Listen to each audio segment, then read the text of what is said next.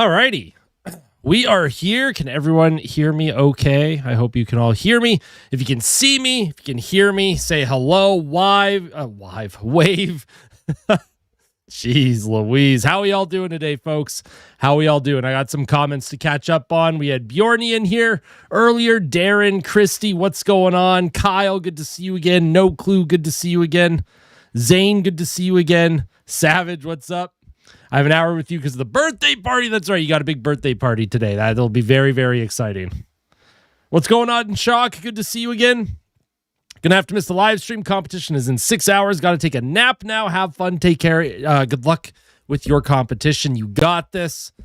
You got this. I believe in you. What's going on, Leafs fan? Happy Saturday to you as well. Who do the Leafs play today on this wonderful Saturday? Good to see you, Human Notes. Hey, Gaming Cooper, good to see you again. How dare the Austin Hockey YouTube channel be late for 1 nanosecond? Was I late? Oh, no. Well, I would normally apologize, but I don't know if I actually was late. I feel like I was on time. Did I see the Gen 10 starters? I did. I'm a big fan of Brout, the grass bird. I like Brout a lot. That is going to be my starter, but I also am very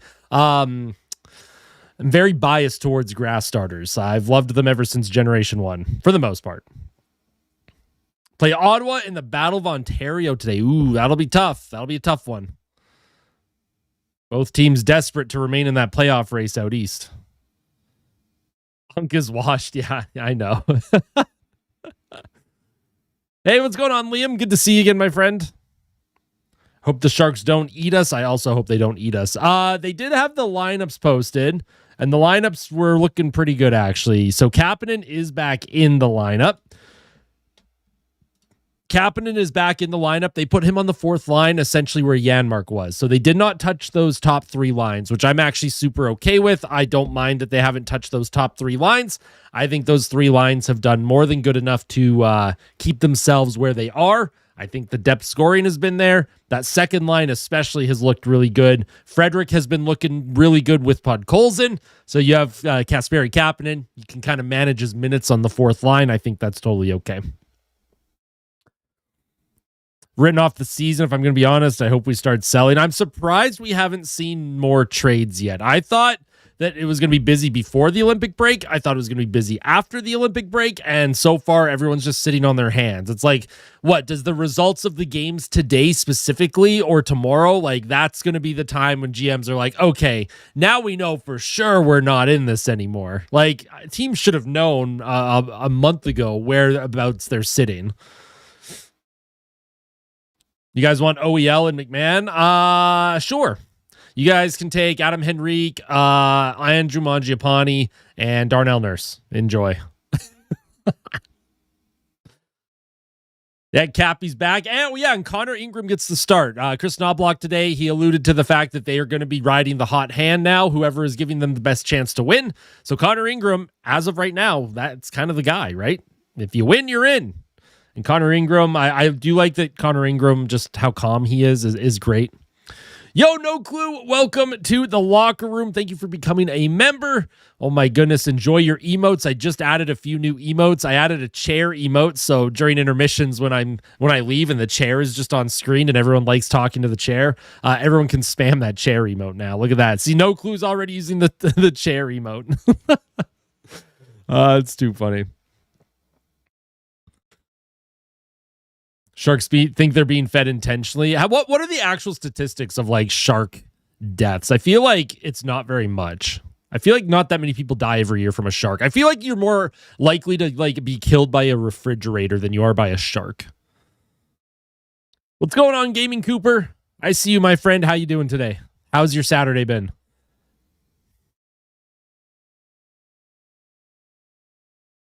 Hopefully we have a very fun and exciting game today. I love these matinee games. I was not a big fan of those 8:30 p.m. start time games from the the other two games that they recently played. Start Ingram on Tuesday, hopefully. Yeah, if he wins today, you absolutely keep going with him.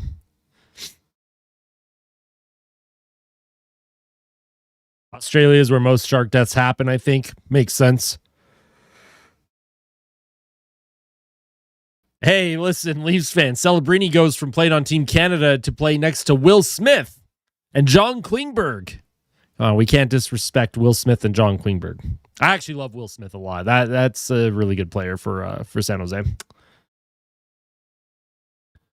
If we are to have success in the playoffs, Ekholm needs easier minutes. It should be Darnell with Bouchard, Wallman, and Emerson, Ekholm and Stastny. They need to preserve Ekholm's energy.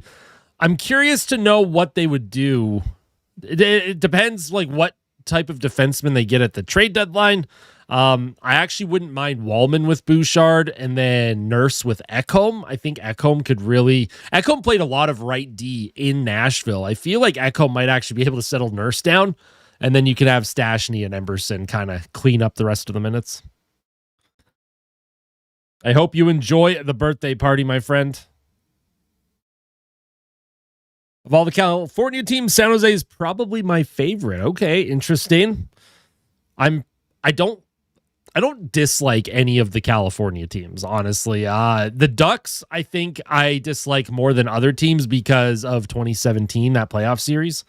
That might be the team that I dislike the most out of the California teams. San Jose, I've always been neutral. LA is just a team that at this point I just feel bad for. Ping everyone every time the Oilers make a trade on deadline day. I will do my best. I'm also going to be streaming on trade deadline day as well. So if you're tuning in and you want to see my live stream on trade deadline where I kind of cover what's going on, you can absolutely make sure that you are subscribed to the channel. I also have a little subscriber ticker in the bottom right corner because, you know, the closer we get to 10,000 subscribers, I want to make sure that whenever that is, we capture that moment. It'll be very, very special and exciting. This game is in San Jose. I hate everything from California. Should the Oilers trade for Braden Schneider? I don't know if Schneider from the New York Rangers is like someone I care about that much. But again, I'd have to take a deeper look at the...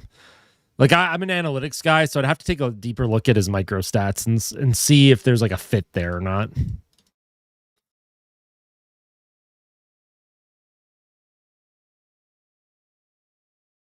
Pretty sure I have school on trade deadline. Was it next Friday, I think? March 6th. Hey, what's going on, Gold? How you doing? Still predict that the Sharks will be a playoff team. They could be. Their underlying metrics are absolutely atrocious, though. Like, if San Jose wants to be a playoff team, they have to start playing way better at 5-on-5. Like, just way better. They give up way too many chances. If I watch the highlights of Edmonton versus LA and watch Emerson's goal, look at Stastny starts tweaking out. Wait, what? Like it from excitement? Would I trade for a player from the Canucks?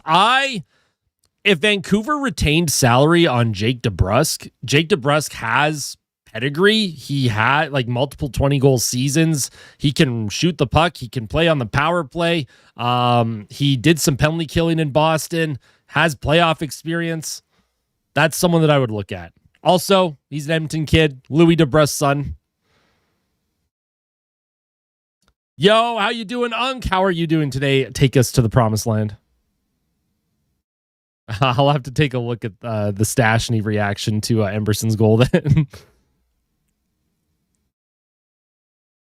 I agree, Gordon.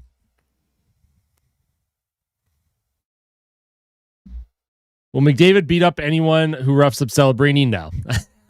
Absolutely not. Yeah, Kitty, he has been passed out really hard today. He's been hanging out next to me. He usually doesn't during live streams. He's not usually hanging out here, but hey, no worries, Matthew. Happy to answer any question that anyone has. And I'm going to pop open an energy drink because even though this is a 2 p.m. start, I am a little tired today. I'm still dealing with a head cold, so if I sound stuffed up, I do apologize.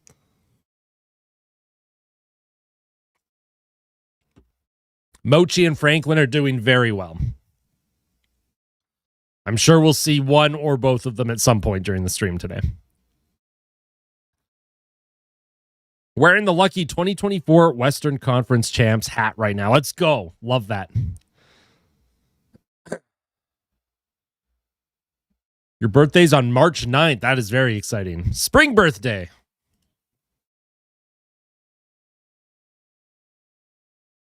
Sleeping good. The Blue Jays won over the Phillies. I did see that today. I did see that. Good comeback win. Yo, what's going on, Dwex? How are you? I see you, Golder. How you doing? Is that an Alani? It is an Alani. I'm on my Alani binge these days. Don't ask about the Yankees game. Okay. Oh, great. Another game where the camera is so high off the ice, it's going to be really hard for me to do commentary. But San Jose wearing their nice teal sweaters. They have the puck in the Oilers zone. An early shot on net. Good save by Ingram. Adam Henrique now. He's going to get in on defense in the far corner. Emberson trying to help him out. Puck's going to come around the half wall. Sent in deep by San Jose.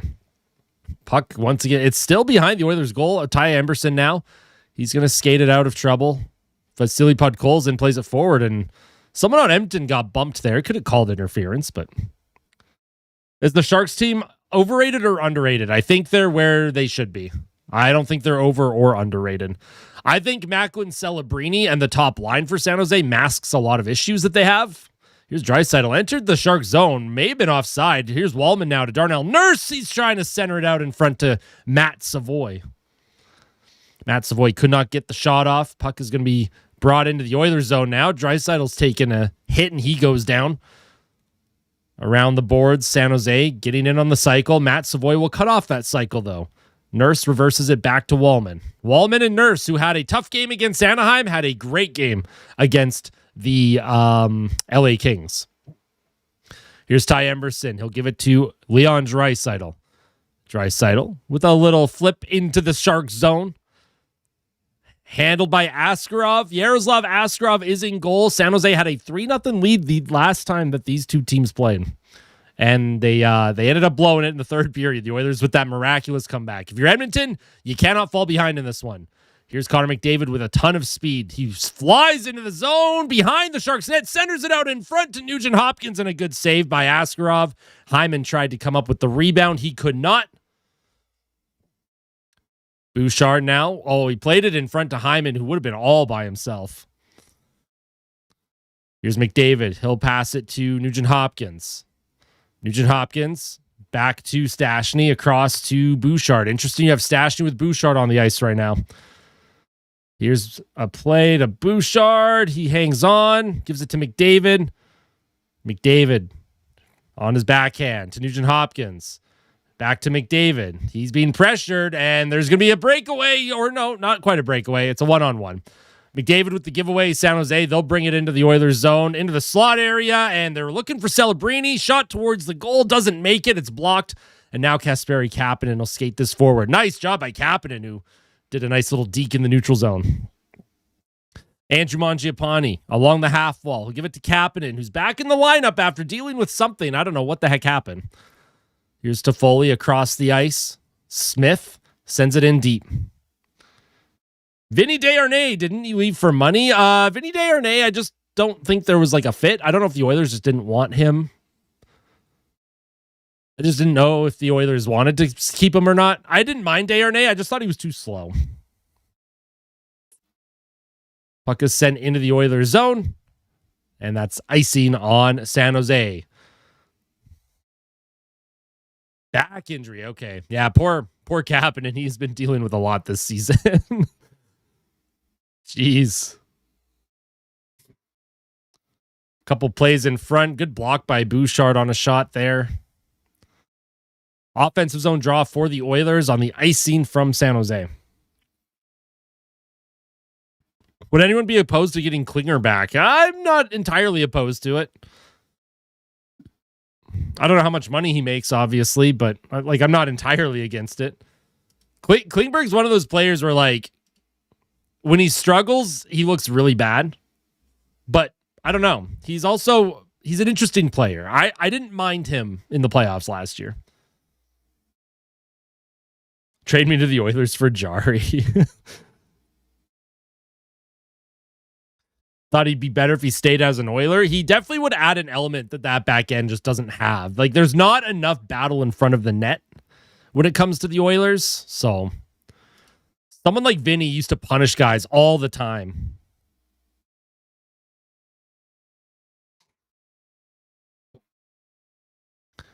But Golder, have you considered the analytics? I actually have no idea what the analytics are. Here's Rauzovic with a shot. Doesn't make it to the goal. It's blocked. And there's a penalty coming up against the Sharks here. Puck is going to be sent in deep, and the Oilers have a power play coming up. Who's going to the box? Don't know who it is, but Edmonton has a power play. 16:09 to go here in the first. Goaltender interference. Interesting. Kiefer Sherwood, the former Vancouver Canuck. All right, let's get that PP up. I do have to get a PP up emoji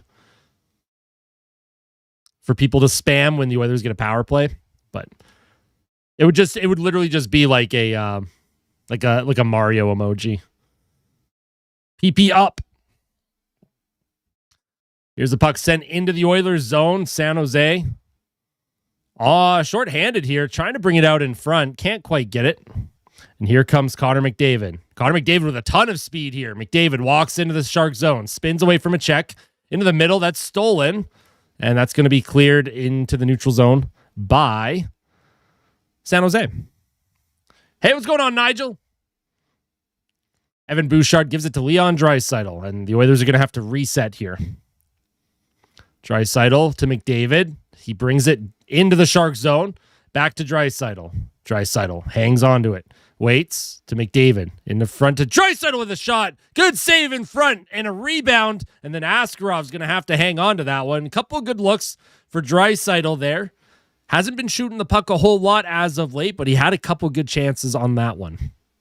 And it is being held by Askarov. We do have a whistle.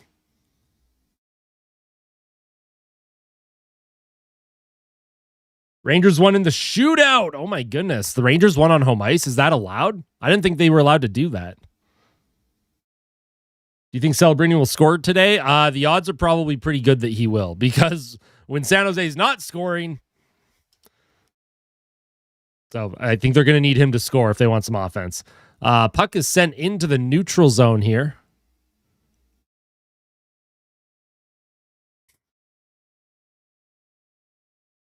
Here's Leon Draisaitl. Brings it into the Shark zone on his backhand, and he'll just maintain possession. Tries to find McDavid in the middle of the ice, and puck is going to be sent back into the Oilers zone. They're going to have to reset. Here's Draisaitl now. And McDavid with a bad giveaway. Here's a play shorthanded and a good save by Connor Ingram. Connor McDavid with the neutral zone giveaway. San Jose brought it in. Good shot on net. And good save by Ingram, as he had to be sharp on that one. And the Oilers, they're going to reset here as they get their second unit out with 20 seconds left on the PP.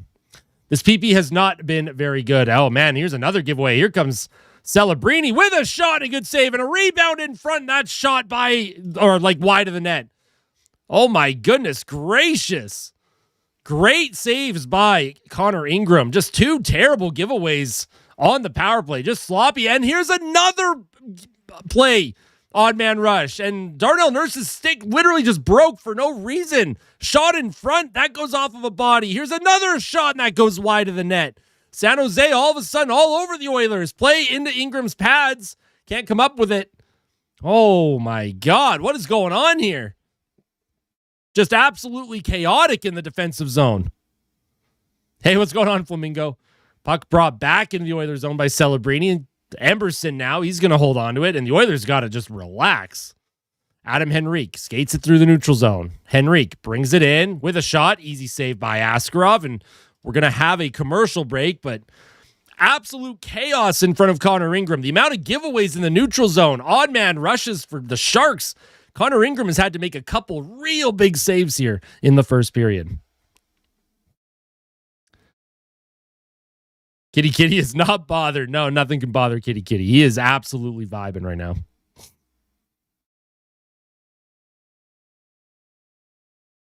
If I see another drop pass, I'm going to crash out. But that's what everyone does on the power play. It's ridiculous. I agree with you, though.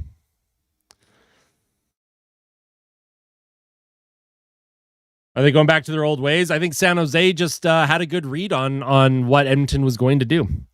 San Jose looks like they were prepared to defend. They understand Edmonton's tendencies, and they've almost taken advantage of it. What's going on, Spider-Man? How are you? One of the worst power plays I've seen the Oilers have in a while.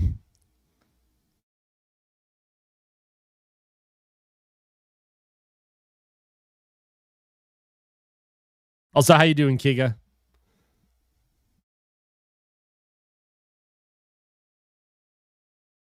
Ingram looks confident in net. Great positioning. Bailed them out. I agree. Yeah, little sleepy. I actually liked the first 4 minutes of the game for Edmonton until that power play. That power play was absolutely just terrible. Yeah, Jari's rebound control is horrendous.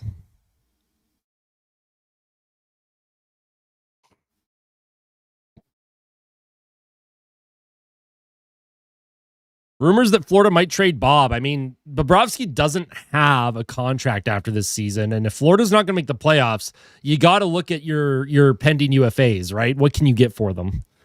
So that's probably why the rumors are there. Will they actually trade Bobrovsky? I don't know. That cap hit is massive. Hey, no worries, Canadian. I got you. I'm also at work, but this is my work right now, so... Here's a play off the faceoff. Edmonton trying to keep the play alive. Sent in deep. Andrew Mangiapane, who had a good game the other night, out there with Kapanen and Lazar. Shot towards the Sharks net. Blocked in front. Curtis Lazar, he's fighting for it. Keeps the play alive. Well, look at that play by Lazar. Puck in the middle, just out of the reach of Kasperi Kapanen. And San Jose now, they'll skate it out of trouble. San Jose credited with 6 shots. Here's another odd man rush for the Sharks. Here's a play in front. Nice job by Stastny. He laid down, blocked the pass across on the 2-on-1. San Jose with way too many odd man rushes right now. Way too many odd man rushes for the Sharks. Edmonton has really got to start slowing the pace down in the neutral zone.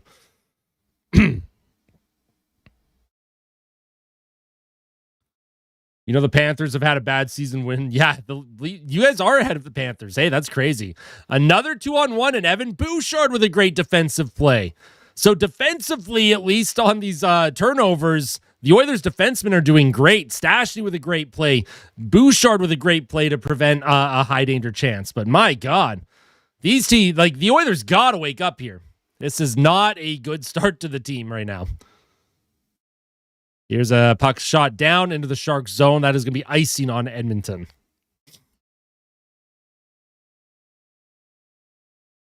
Am I a Spider fan of Spider-Man or nah? Oh, you're asking Spider-Man. I got you.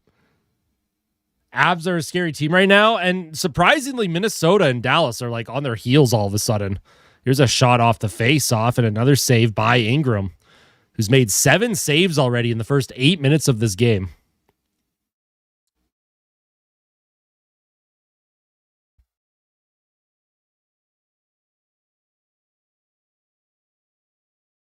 Take some pills. What?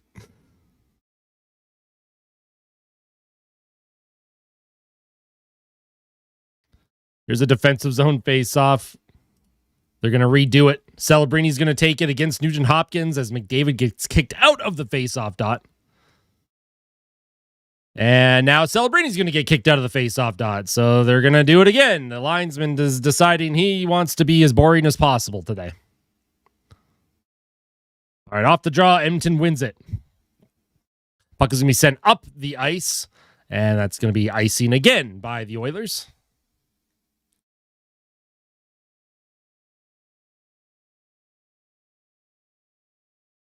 Oilers got to chill. Stop scrambling in the neutral zone, right?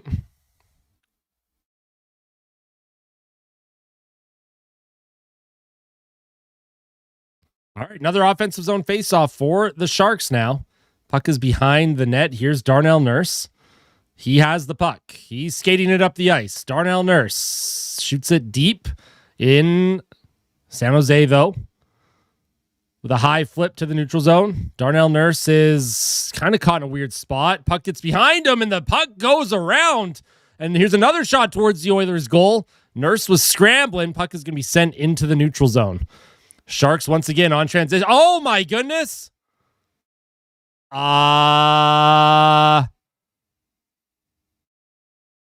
Celebrini scores into the open net. I don't know what happened there. I don't know where Ingram was. I don't know why that net was open like that.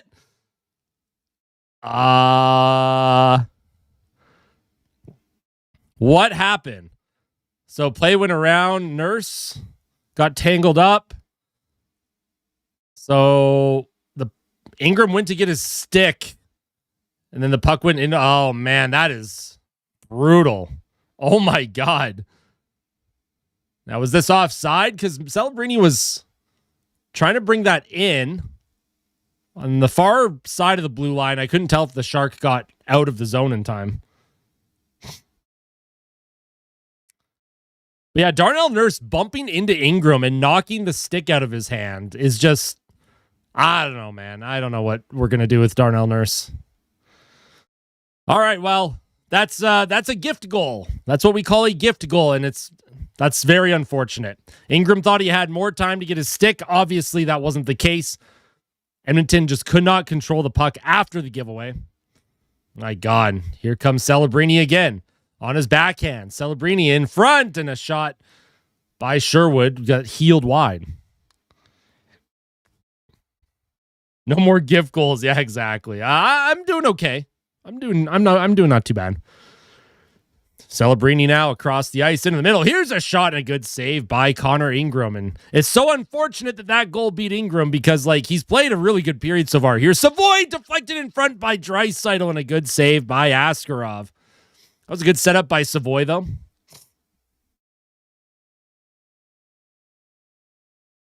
I agree. I'll give Ingram the benefit of the doubt on that one. It's unfortunate. I mean, how often does that happen where you think the play is up the ice, so you go to get your stick? I don't think Nurse has value. I think that's the problem. And also he has a no trade clause until 2027. So they can't move him even if they want to. Off the face-off in the offensive zone. Edmonton will not come up with it. Hey, what's going on, noob? I'm doing well. How are you doing?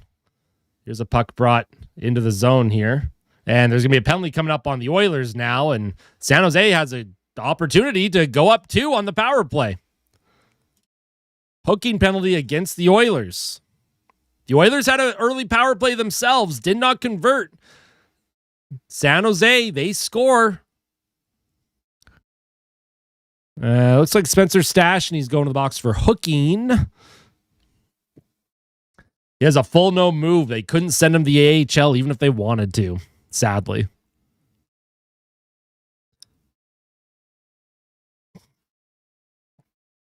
"2027 is when the rebuild starts." All right. So the Oilers are now shorthanded. San Jose.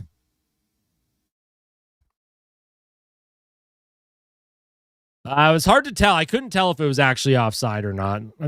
There must not have been enough evidence for the Oilers to challenge it because the Oilers video room is usually pretty good at challenging those things. All right, Sharks on the power play. They'll pass it outside of the Oilers zone and they have to reset. Here's Celebrini for San Jose with a lot of speed. He'll skate it forward, skate it around a couple of Oilers, but that's going to be held in. Sherwood down low to Celebrini. Spins away from Ekholm. Celebrini on his backhand. In front. Oh, man. Nice try there by San Jose. Celebrini now, right circle. Down low behind the net. Good stick from Ekholm. Good engagement by Ekholm. He'll give it to Savoy, and Savoy wastes no time. He sends it all the way down the ice.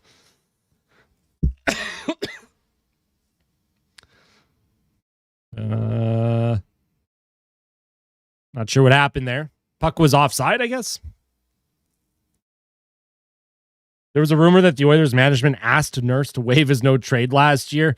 I heard some rumors of that, but I cannot confirm it. There's a couple people that I trust as a source, and I can't quite confirm if that actually happened or not.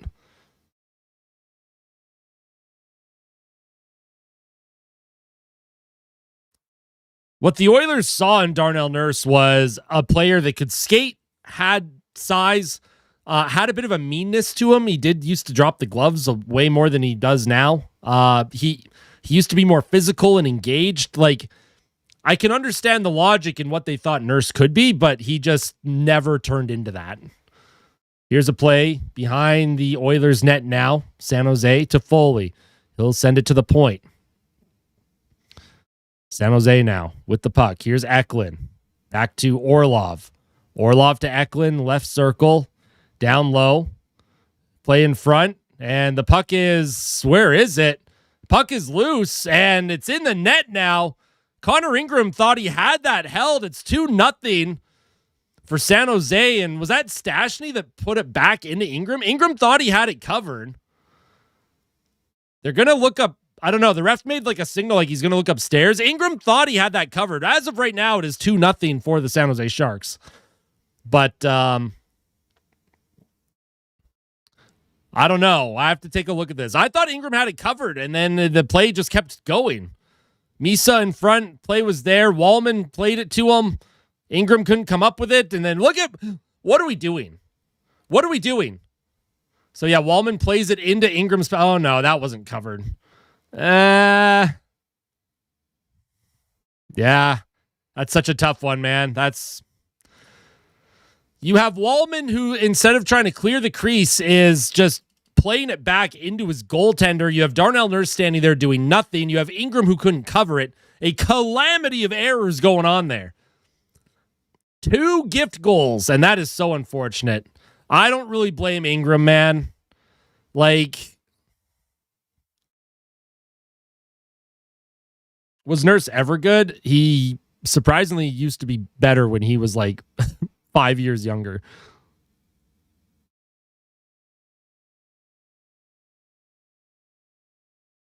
Well, the good news is the Oilers fell behind against San Jose the last time they played and then had a miraculous comeback. So we'll see what happens now. We'll see what happens now, but this is absolutely horrifying what we're watching. Defensively, the Oilers decided, we forgot how to play hockey again.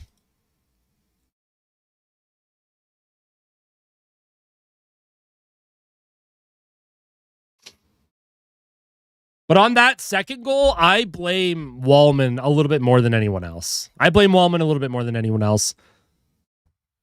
It's always trouble when you're playing the puck back into your own goaltender, especially in the crease when there's guys coming to crash the crease, right? Blame Peter Chiarelli and Ken Holland.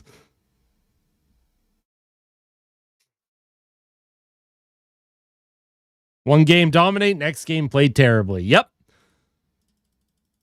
Now there's a lot of hockey left here. I'm willing to give the Oilers the chance to wake up. This is their 3rd game in 4 days, and they played a back-to-back, played late against LA on Thursday, and then they're playing an afternoon game today. Like, that's not a lot of turnover for rest, so I'm willing to give them a little bit of extra time to wake the F up.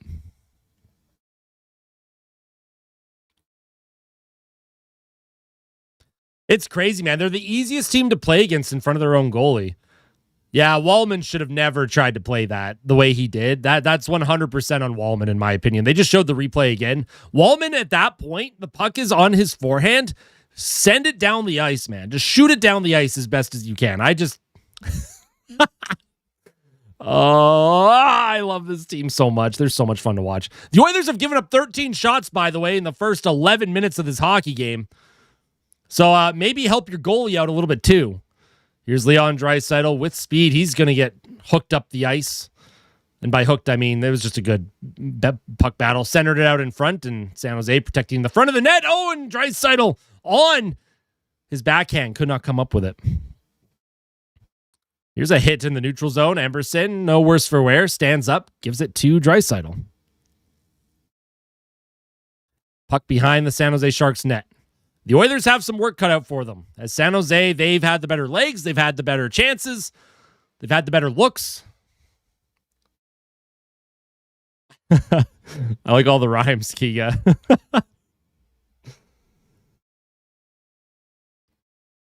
Right circle. Here come the Sharks once again on the attack. Here's a shot, and that breaks a stick, and here comes Kasperi Kapanen. He has Lazar cutting middle. Kapanen, he'll give that puck to Bouchard. He hangs on, doesn't get a shot on net. Bouchard waits for a lane. He'll kind of feed it into the half wall to Lazar. Lazar on his backhand. Curtis Lazar, he'll play it around to Ekholm. Lazar into the middle. Ekholm across the ice. Mangiapane. Lazar with a shot. Goes wide. Kapanen centers it out in front. Goes off his stick. The Oilers trying to come up with it. Curtis Lazar can't grab it, and here comes San Jose. It's a 2-on-2 with speed. Nice stick by Mangiapane. Good back check, and there's a penalty coming up to San Jose here. I don't know what that was. Someone slashed. I think it looked like a slash on the stick of Nurse. So Edmonton with a power play coming up. Here's Nurse, though. He'll bring it up the ice, drop it to McDavid, and the Oilers are going to set something up with the net pull to your delayed penalty. Delayed penalty. So the Oilers have an empty net. McDavid brings it into the zone, and, well, he tried to do a little bit too much there. Second power play of the afternoon for Edmonton. Let's see if the Oilers can take advantage of this.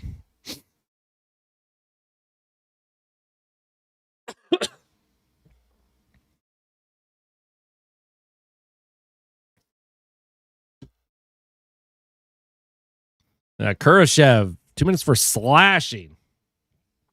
Too aggressive. Hey, what's going up, Sean? What's going on, Sean, is what I should say. What's going on, Sean?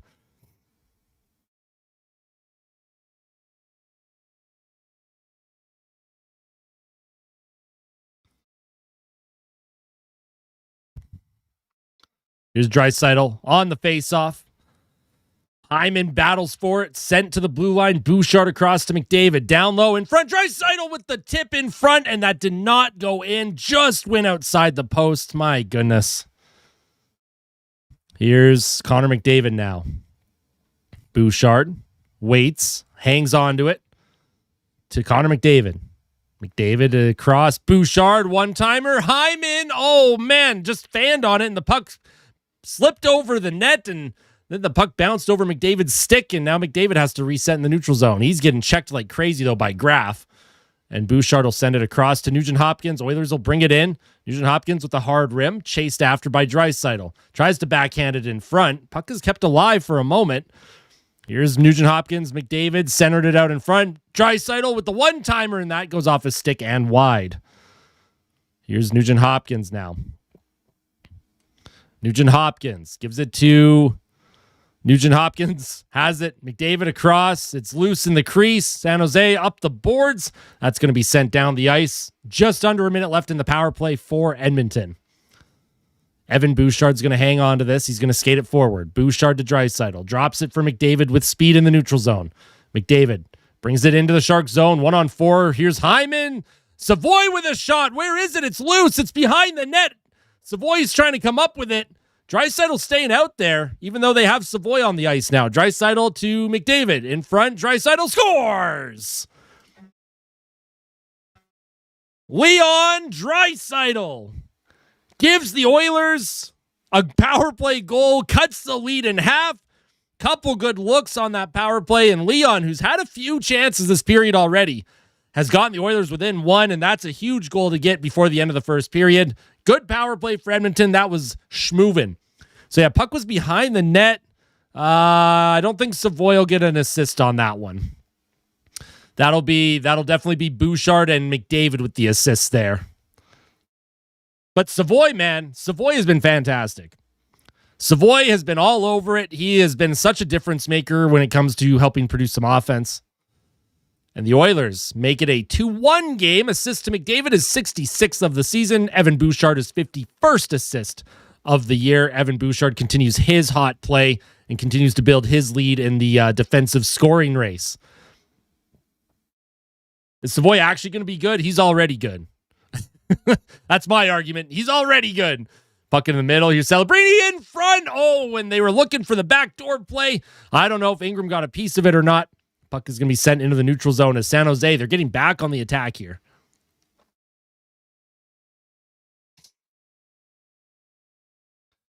Are they playing like the past two games? No, they have been pretty putrid this first period, I would say. They have given up way too many chances, way too many high danger looks. All right, puck is in the corner now. Edmonton trying to come up with it in the Sharks zone, into the middle of the ice. Nice little drop pass there by Toffoli, and it's going to be brought in. Emberson, good defensive play, stashing into the middle. Adam Henrique supporting. Henrique will just put the puck off the half wall down the ice. Not going to be icing, though. Savoy's upside is higher than McLeod, but what McLeod does is like what Edmonton needs. A speedy third-line center who can penalty kill and chip in on offense. Now, we are starting to see that with Savoy. He just doesn't play center, right? But Savoy is speedy, and Savoy's two-way game has always been great. Puck across the ice now, sent into the Oilers zone. Connor Ingram, he's going to leave that for Ekholm. Matthias Ekholm now. Skates it forward. Ekholm off the boards. That stretch pass is stolen again. Savoy now up the ice. Once again into the neutral zone. Off of the ref's foot. Edmonton trying to bring it in. Puck is just bouncing all over the place. Edmonton can't come up with it. Savoy's being checked pretty hard there. And it's going to be sent in deep. Here's Wallman up the left boards. Nobody was there. San Jose keeps the play alive. Here's a shot towards the goal. It's still loose in front. No one knows where it is. And San Jose scores. Ingram could not see where that rebound went. He's being screened. Darnell Nurse just standing there doing nothing. It's fine. Guys, it's fine. We love doing this every second game. We just love the highs and lows of this hockey team. Let's go. Somebody tell me what Nurse is doing. Has no idea where the puck is. He's just in no man's land. Get him off the ice. I never want to see him play for this hockey team again. I just can't handle this guy anymore. He's a headache. He has his back turned. He has his back turned to the play. What are you like? I don't understand.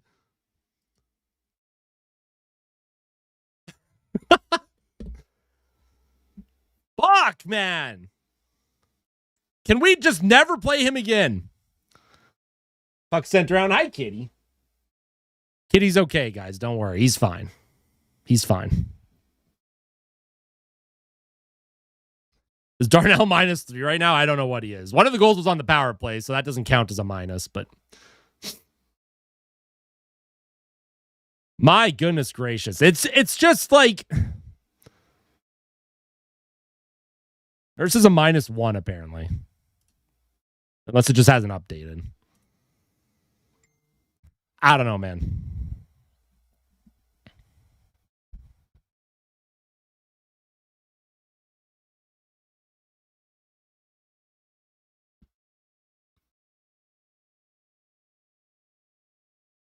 I agree. Again, you want Ingram to not give up that initial rebound. Like, again, it's a calamity of errors. It's not just on one guy, but whenever I see Darnell Nurse just standing there doing literally nothing, that's when I just like lose my marbles.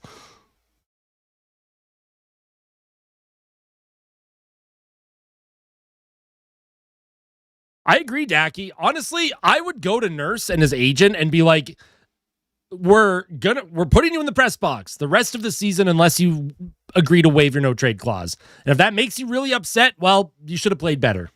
The sample size is large enough to know that he's just awful.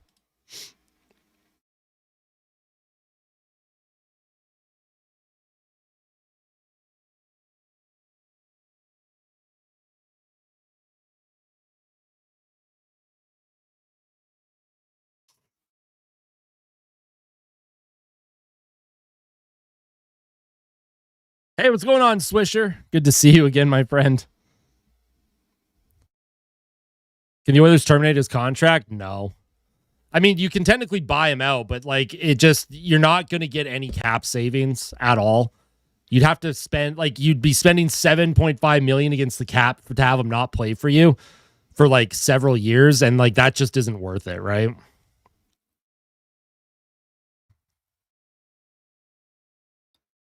It's fine, guys. The crash out in the first period is good because that means I'm going to be calm the rest of the game. Here's an offensive zone face-off. Celebrini out there with Sherwood and Smith. Well, I don't agree with physical violence there, Savage, but I understand what you're saying. Here's Trent Frederick. He'll skate it into the Sharks zone. Frederick, he's going to be rubbed off the puck there. What's going on, Alive Bang? And here come the Sharks. Another odd man rush across the ice into the middle. Good defensive play by Podkolzin. Tied up the stick, and the Oilers are going to skate this up now. The Oilers have just given up so many odd man rushes this period. It's just, this is such a completely different looking Oilers team compared to the first two games out of the break. What we saw against LA, this is nowhere close to what they played like against the Kings. This is absolutely horrifying. Here's Savoy in front. Here's a play. Owen Rozovic got a wide open net. And I think that was blocked by the defenseman. I don't know who that was on San Jose. What a save that was.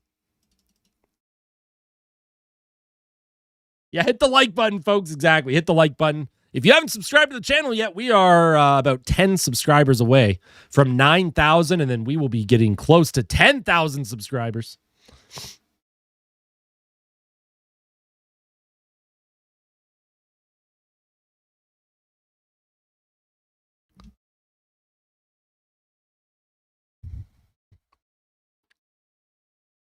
We can do better. It'll get there. The goal on the live stream today is going to be, I don't know, 100 likes, 104 likes is the goal. Here's Draisaitl now trying to come up with it into the slot area. Could not get it on goal. And Evan Bouchard, that puck skipped over his stick. He'll send it across the ice. Here's Connor McDavid now. He'll send it to Matthias Ekholm. Ekholm waiting, looks for a play. Draisaitl tries to center it in front of Hyman. And the puck will be sent up the ice.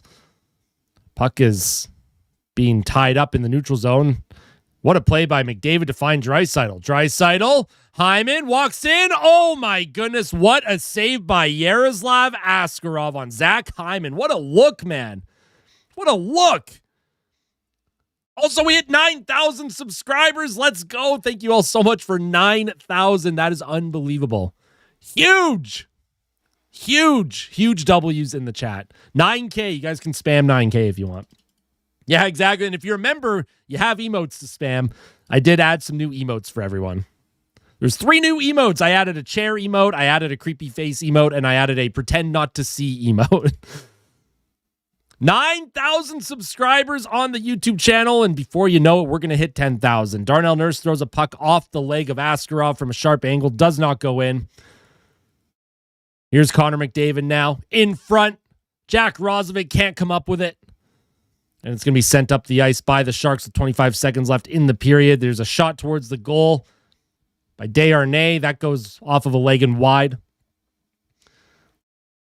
Exactly. Keep subscribing. We want 10K. Well, we're not going to hit 10K today, but we are less than 1,000 away from 10,000 subscribers now, which is unbelievable. That is just crazy, man. Just crazy. Shots are 15-10 in the period as it comes to an end. The Oilers down by 2 heading to the second period. Not a good period for Edmonton at all. Thank you all so much for the kind words when it comes to 9,000 subscribers. I do want to make sure I capture this moment here. 9,000. I'm going to be pointing. Where is it? What if we just do a thumbs up for the camera? I'm taking a screenshot.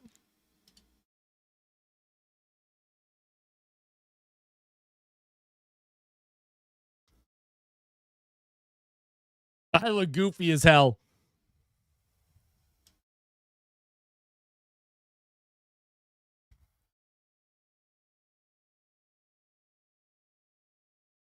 Let's go. Let's go. We want 10. We want 10. All right, I'm going to post this on Twitter.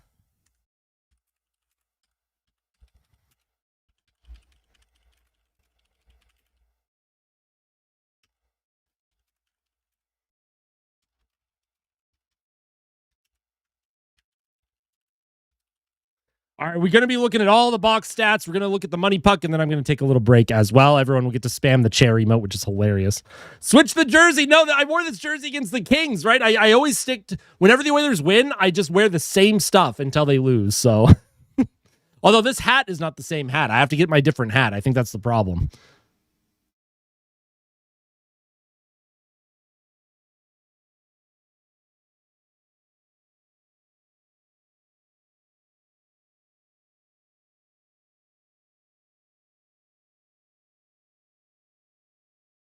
10K means a Stanley Cup. Well, we're going to have to hit 10K before the playoffs then, right? All right, let's take a look at the box stats, folks. Box stats. 3-1 San Jose. Scoring summary here in the period. It was a disastrous first period. San Jose had 15 shots. The Edmonton Oilers had 10 shots on goal. Goals from Celebrini, Misa, and Gaudreau. Take a look at this first one by Celebrini, though.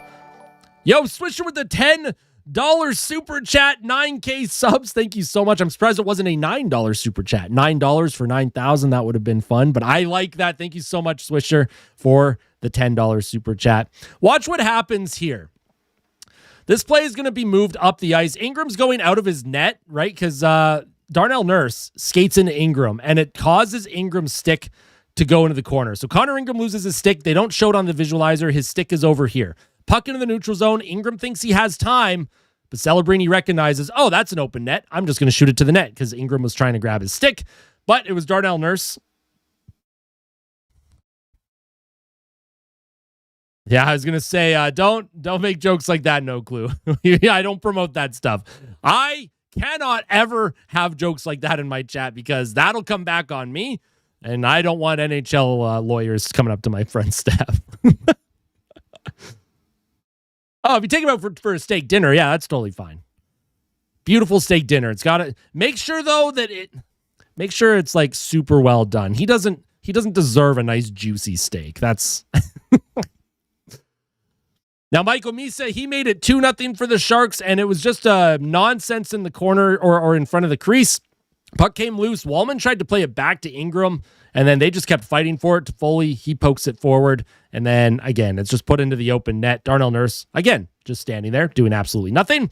And then Leon Draisaitl on the power play, obviously very happy about this. Puck behind the net, came to Bouchard. He's waiting. He gives it across to Draisaitl. Draisaitl, McDavid. I love this give and go. Low to high. Boom, into the net. Glove side, because Askarov catches with his right hand. Glove side, and that made it 2-1. And then Barclay Goudreau makes it 3-1. Again, on another play where Darnell Nurse is standing, and he's not even paying attention to where anything is. So the initial shot comes towards the net from the blue line, right? And it goes off of a body in front. It might have been Ingram. It might have been Nurse blocking it. But you have Wallman and Nurse just kind of stuck together. You have McDavid, who's not recognizing what's happening. Nurse is literally looking this way. Like he's looking towards this wall. He's not looking behind him where the puck is. And then that's just an easy pickup for Barclay Goudreau. Maybe one of the easiest goals for him to ever score in his entire career. Not good. Penalty summary. San Jose, Sherwood for interference, Stastny for hooking, and Kurashev for slashing. I agree. They played good against LA, but clearly the sample size is still large enough to know that Wallman and Nurse should not be playing together right now. Power play for San Jose, 1 for 1. Edmonton 1 for 2 shots, 10-15. Face-off percentage was in San Jose's favor as well. I am curious to know what the advanced stats say. Yeah, this makes sense. Expected goals for percentage, San Jose 69%, Edmonton 30%, all situations. While the Oilers got their power play goal, they've had 2 power plays, so that kind of, Again, the Oilers, 2.17 expected goals against and 10 high danger chances against in one period of play. To give you perspective, they gave up 5 high danger chances total to the LA Kings in an entire 60 minutes the other night at 5-on-5. They've already given up 5 high danger chances to the San Jose Sharks today. Absolutely abysmal play by Edmonton in that first period. Nowhere near good enough. Nowhere near good enough is all I'm going to say. Nowhere near good enough.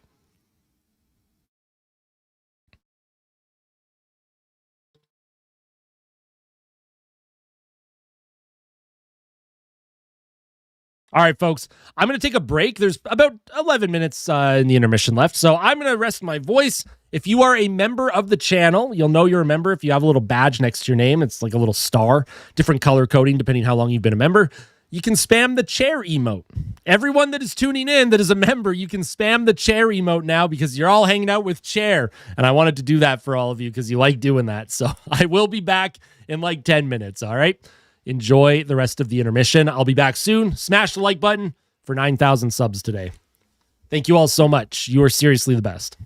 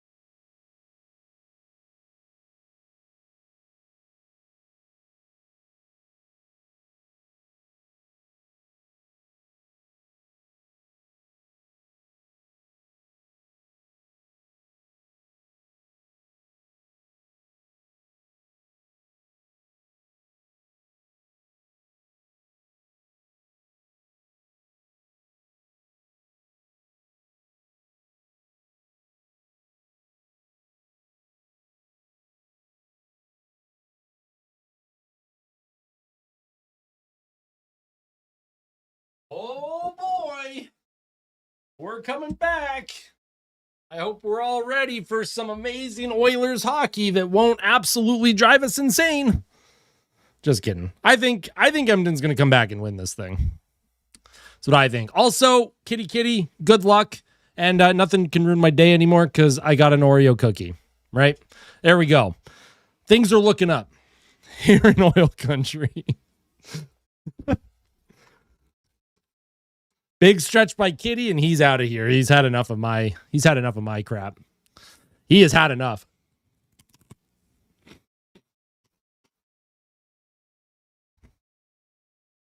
You think we come back? Yeah.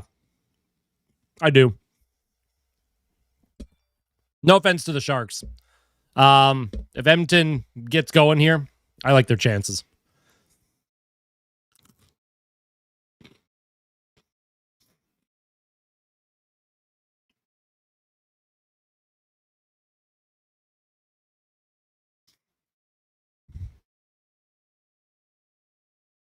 Have I ever gone to the TNT supermarket? A little bit. I think I've been there a couple times.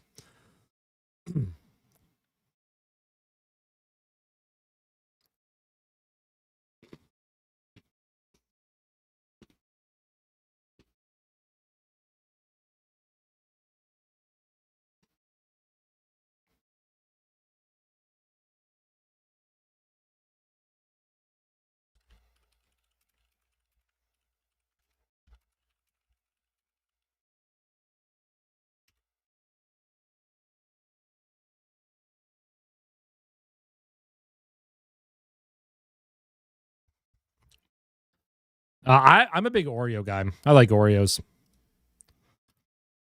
All right, second period has started. Exactly, no more clown shows. They took one shot away from each team, so shots are now 14-9, supposedly, according to the Sportsnet broadcast. Savoy will carry? Well, I hope so. Going to practice, hope the Oilers can come back so you can wear the victory chain. I hope so, too. All righty, let's see how Edmonton does. San Jose's getting in on the forecheck already, though. Savoy goal would be huge. It would be huge. Chant Nurse sucks to make him angry. What if it just makes him sad and then I feel bad?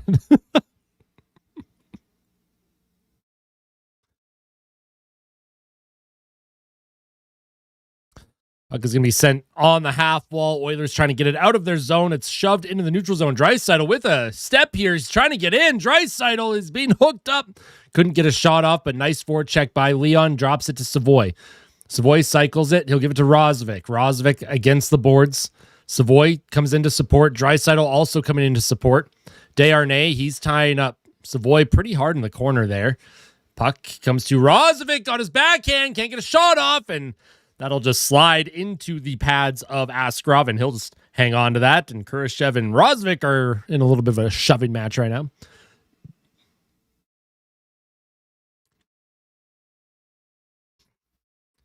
Going to Edmonton in September. I want to watch this game now. Have a channel in PC. Sorry, what are you at? I want to know what you're asking. My apologies. I'm just genuinely curious. What if told Nurse that he sucked and he walked into... Oh, that would be horrible. Traffic in front of the net to make a defensive play? Okay, well, that's okay. I would like him to do that.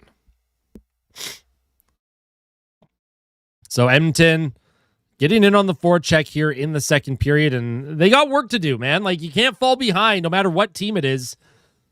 Falling behind like this is not a recipe for success. You almost did have me. As I was reading it, I was like, oh, where's this going? Here's a puck towards Ingram, and he'll cover that up. Easy little save into the glove. Like a glove.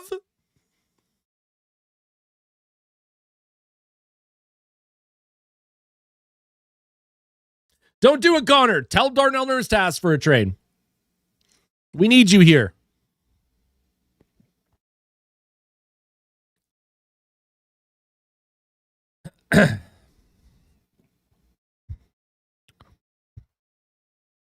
I mean, at this point, the Oilers are probably going to have to score 5 if they want to win this one. And that's not really a reflection on Ingram at all. It's more of a reflection on team defense right now. Here's a play into the middle. Shot on goal by Celebrini and a good blocker save by Connor Ingram. Are they trading Jari? Probably not. I don't think so.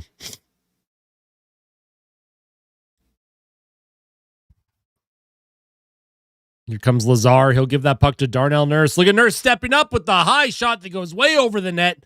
Just an unbelievable shot by Darnell Nurse. Unbelievable. Just 10 out of 10. Kapanen tries to play it in front to Mangiapane. That was almost a really good play. Nurse keeps the play alive.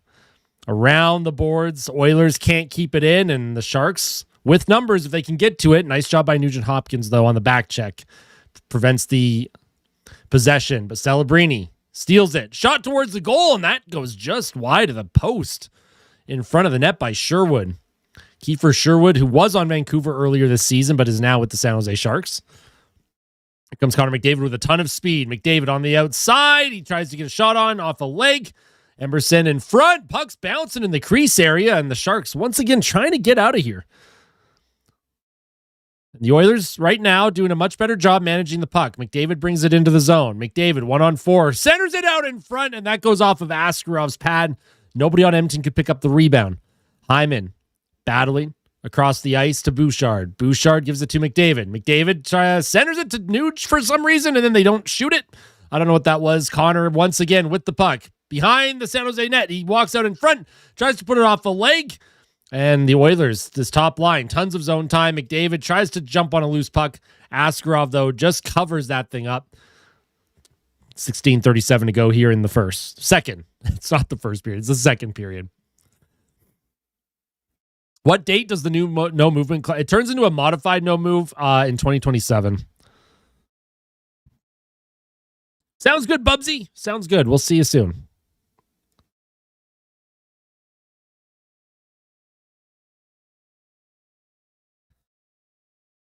Will Knobloch ever bench Nurse? Probably not. It is that long. The summer, like July 2027.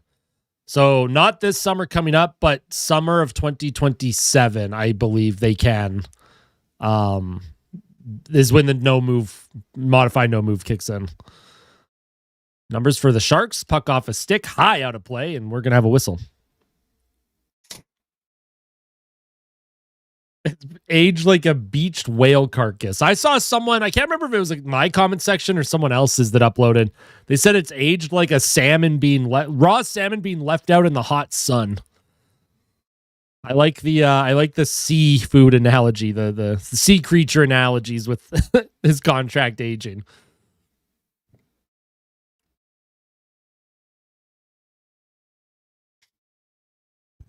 Goaltending's hit and miss. Last season, Stolars and Hellbuck provided huge boosts to the Leafs and Jets. Yes, they did. Yes, they did. Yeah, it is like goaltending such it is voodoo. All I ask for is consistency. Just make the saves you're supposed to. And then if you can make the saves you're not supposed to, that's even better. But this game specifically has been a defensive issue. Like, this is one of those games where you might look at the save percentage for Ingram and people might be like, oh my God, Ingram's having a tough night. This is why you got to watch the games and then look at what's going on in front of Connor Ingram, because he's had to make some big saves in this one. The other night against Anaheim, too, like, the Oilers didn't give up many high danger chances. And they gave up 6 goals. I thought 3 goals against the Jari gave up were just not good. Like, just unacceptable for a goalie to give up, that is. Bring Stu back. I don't think that's going to happen. I think that is over, and I don't even know what you could trade for Stu, because Kyle Dubas is just a master class when it comes to player value right now in trades. What player comes to mind for potential trade target for the Oilers? Well, it does sound like the Oilers are interested in Oliver Ekman-Larsson from Toronto, but I don't know how much he actually wants to be traded. Ekman-Larsson does have a 16-team no-trade list, I think. The Oilers clearly need a top 4 puck-moving D-man. Like, that would be priority for me, and then a top 6 winger would be the next priority. Because if you can pick up a top 6 winger, you can play Nuge third-line center and then play someone else with the top line. Oh, and here's Celebrini. Keeps the puck alive. Shot towards the net. And a good save by Connor Ingram. And here's Curtis Lazar. Across the ice to Mangiapane. He'll send it in. Darnell Nurse again activating on the forecheck. Gets a shot on goal. Easy save for Askarov. The Oilers now trying to come up with it. And Nurse has... See, this is what Darnell Nurse just did. The Oilers have the puck in the neutral zone. They have two guys deep, so it's a delayed offside. If you're Darnell Nurse, just hold on to the puck. Wait for your teammates to get back on side and then put it back in. But the Oilers have to completely reset now. I think Drury would accept that. I don't know. Drury, the Rangers have some problems, man. How's the period been? Missed the first 5 minutes making lunch. It's been uneventful. Through the neutral zone. Here's Zach Hyman. He tried to drop it to McDavid, and that's going to be brought in offside. It's just going to be a commercial break. I mean, McDavid was like 30 feet offside. That wasn't even close.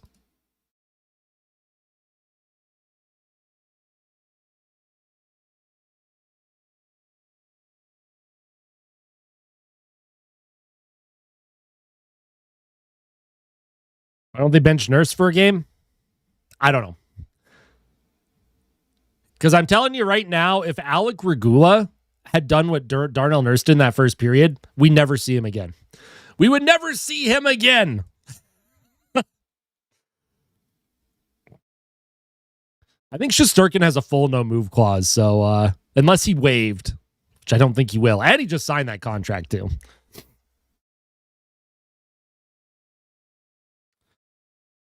Adam Henrique, guys, does not have a goal since October 23rd. Isn't that great?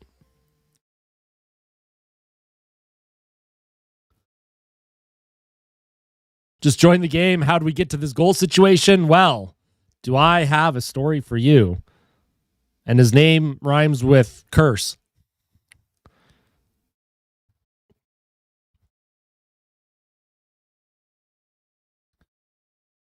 I think the team has looked into moving Adam Henrique, but again, Henrique probably doesn't want to go anywhere.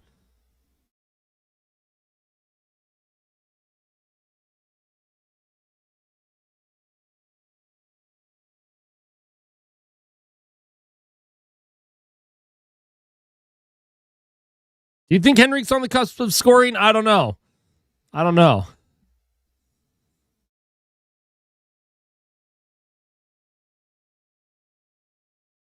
Did I see the Rod Reed trade? Wait, what? Who got traded? I haven't seen nothing.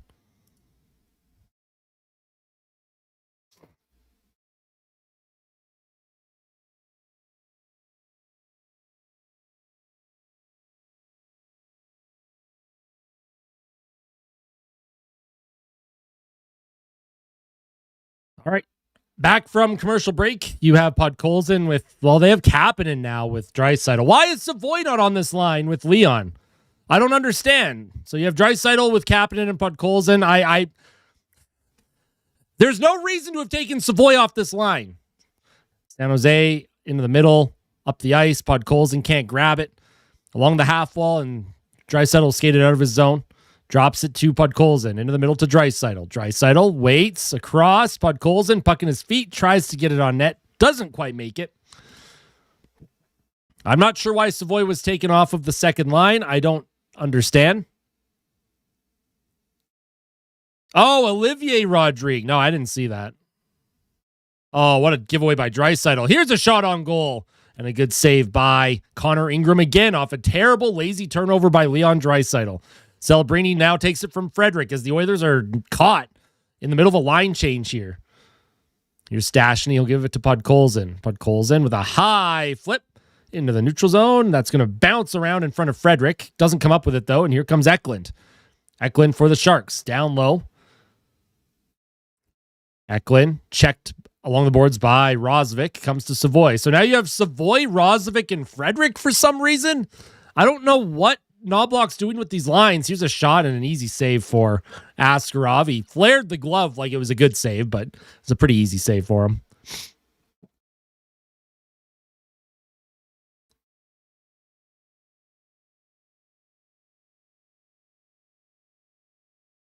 My YouTube is crashed, so I can't see comments right now, or at least new comments at the moment. I don't know what's going on here.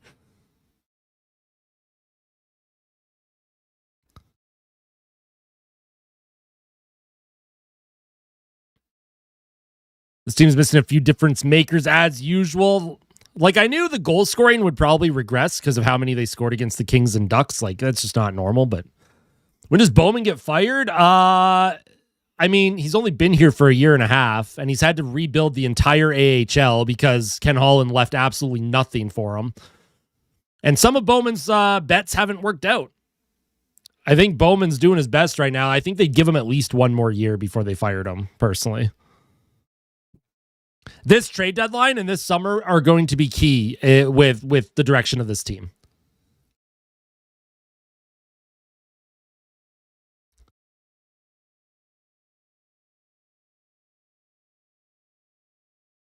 I'm trying to refresh my chat. I can see the chat in my OBS overlay, but my actual chat that I have on my other monitor, it's completely crashed, so I can't see new comments at the moment.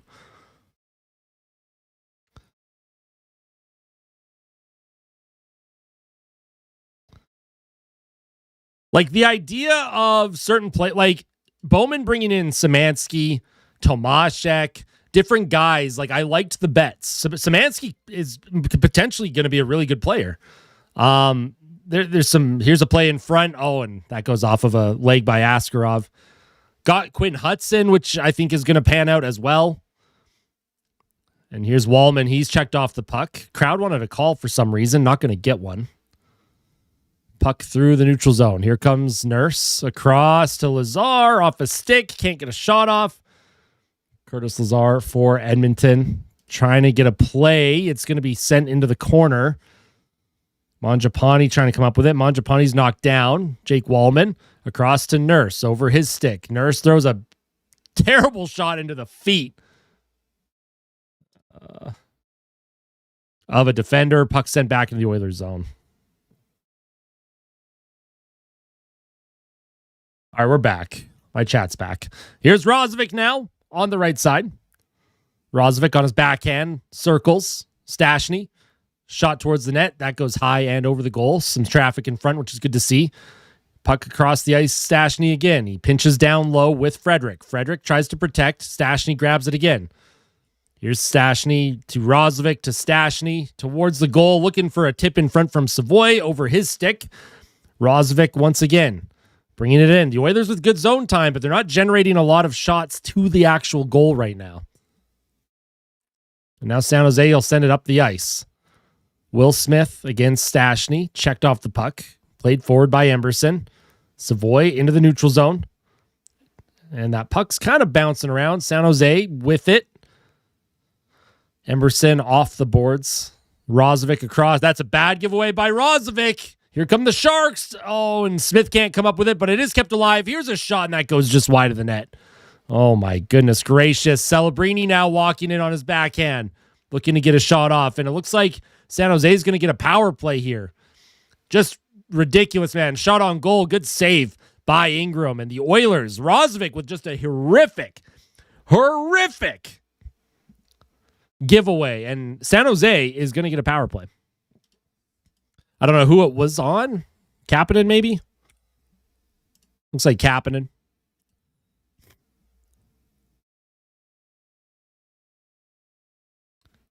I'm also putting blame on Knobloch right now. He messed with all the lines for literally no reason. Literally no reason. He has messed with all the lines. Why is Savoy not playing with Draisaitl still? Like, I just don't understand what his problem is. I'm telling you, man, this Knobloch guy.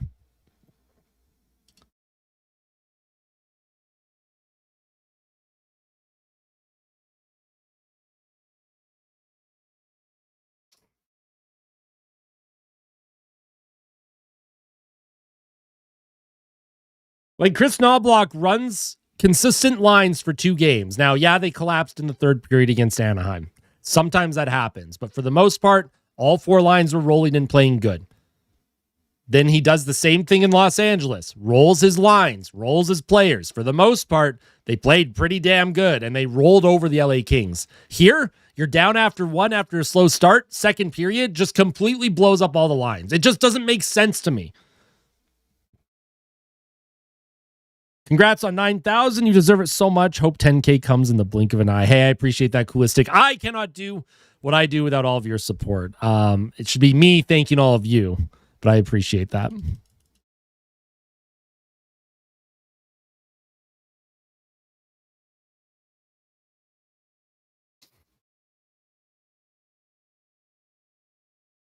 Sharks bottom 6 looking better than ours. Yeah, San Jose, credit to them. They've been playing an effective game.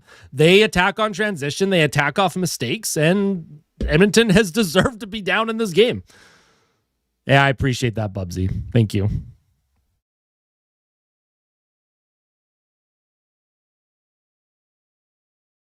This game has been utter shambles. Glad you're back to live streaming regularly. I appreciate that. The live streams will continue until morale improves. That's not the same. The live streams for the time being will continue. I do plan on live streaming basically every game that I can until the playoffs, and then of course every game in the playoffs, assuming they get there, because they have to actually make the playoffs first.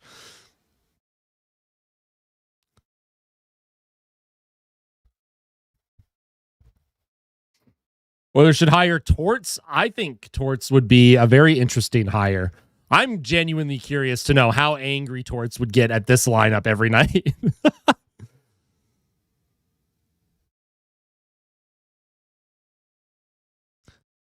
Here's Klingberg. He'll skate it into the Oilers zone.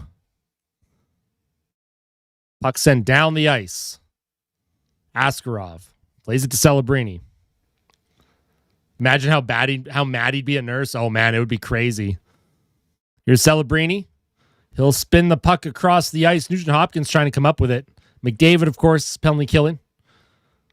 Along the half wall, McDavid trying to spin away. Oh, that's a bad giveaway by Connor McDavid. He's got to just get that out of the zone, man. He's trying to do too much there. Do not like that. McDavid, though, good defensive play, gives it to Nugent Hopkins. Nugent Hopkins brings it forward, and you have Nurse with McDavid in front. Nugent Hopkins just out of the reach of McDavid. Wallman gives it to Connor. Connor across. Nugent Hopkins with a one-timer, and he fanned on it. Good save by Askarov, but Nugent Hopkins did not get all of that one-timer. It was a good setup, but damn.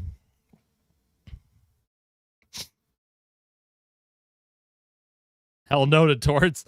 Like, Torts would be fun. Like, I think John Tortorella, if you gave him 1 year. 1 year, I think the team would perform for him for 1 year. After that, it's probably a disaster. San Jose still on the power play for another 4 seconds here, but the Oilers, for the most part, have killed this off. Here's Macklin now for the Sharks. He's going to get checked by Emberson, but it's kept alive.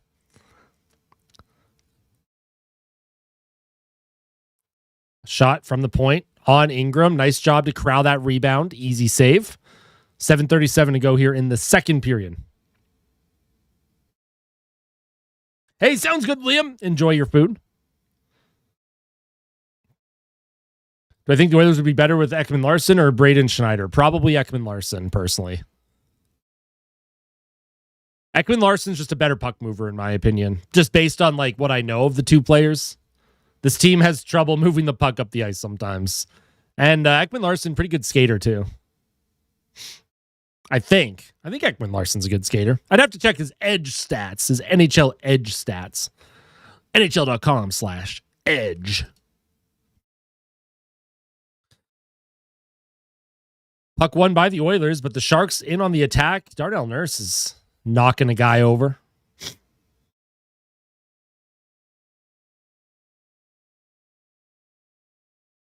Puck against the wall. Nurse sticks the puck out of the zone. The Oilers have to get at least one goal by the end of the second period if they want to have a chance to win. You cannot keep doing these like crazy third period comebacks, man. It's just not sustainable.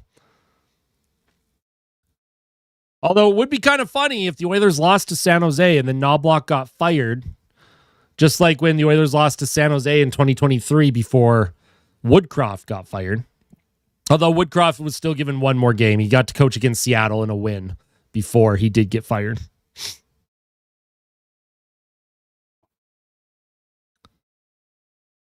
Puck along the boards. Dreisaitl's trying to get this puck out. Gives it to Hyman and in front to, oh my God, Stastny did Stastny just backhand that shot onto his own goalie? What the hell am I looking at, dude? What is this team doing? What have they done? Why are they like this?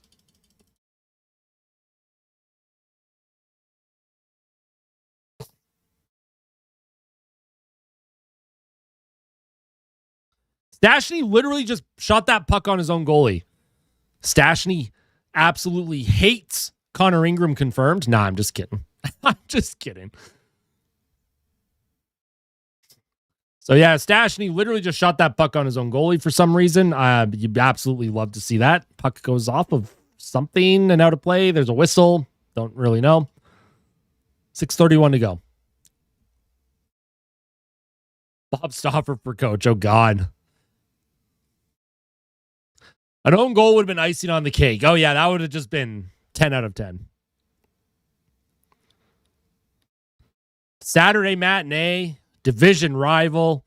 San Jose's lost 5 games in a row, by the way. I just want to remind everyone that the Sharks have been playing absolutely poorly. Oh my God, Darnell Nurse literally almost fell. Did you see that? He was skating backwards and he literally had to get himself back on balance. Oh, and Trent Frederick with the giveaway in the defensive zone. Good support by Pud Colson to help him out. Goodness gracious. What is happening here? Boys, get the puck up the ice. Here's Pud Colson. Drops it for Frederick. Frederick towards the net. Nurse is forechecking, and San Jose trying to get back up the ice quickly.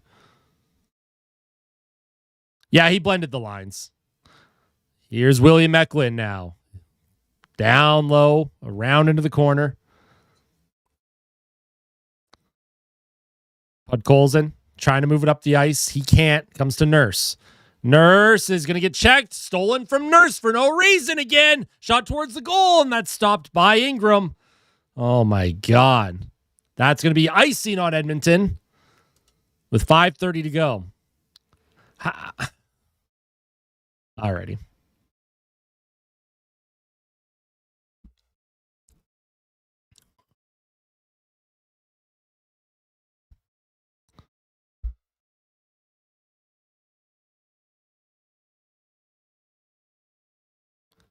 Yeah, Kitty Kitty is alive. Also, Kitty Kitty is a he. Mochi is the she that I own. I have Mochi, girl, Kitty Kitty, boy, and Franklin, also boy. Not that everyone knew that, but I just thought I would mention it.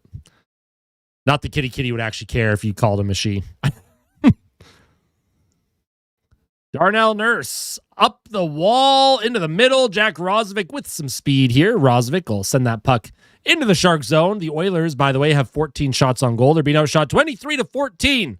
Oh, and here's a turnover. Connor McDavid, and he just lost control of it for no reason. I don't really know what happened. McDavid now trying to skate through 3 Sharks. Gives it to Bouchard. Back to McDavid.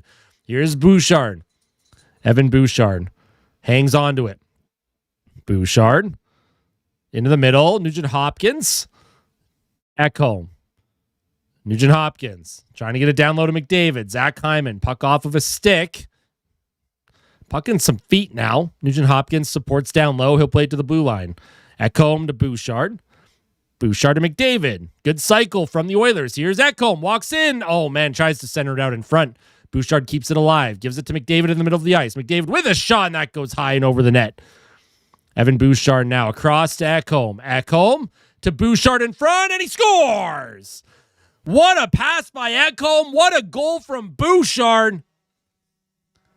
It's a 1-goal game. Evan Bouchard continues his absolute incredible play as of late. Just ridiculous, man. And what a pass by Ekholm. Bouchard, he came down the wall, got himself into an open area near the blue paint, and he just roofs it over Askarov. So we do have a hockey game now. Oh, that was McDavid's pass. I thought that was Ekholm's pass. What a pass by McDavid. He stepped around Klingberg, and then, yeah, what a pass by McDavid to find Bouchard there. Great finish from Evan Bouchard. 4:11 to go in the period, and you love to see that. Let's see if they can get at least, maybe you get one more before the end of the second, and then you win the third period. You just have to win 20 minutes if you tie this thing up. Here's Kapanen with a shot, and that goes wide of the net, and Askarov is going to hang on to that. Here we go. We got some excitement. We got some excitement. There's some shoving after the whistle. Wait, is that Mangiapane out there with Kapanen and Draisaitl? What are these lines? What am I looking at?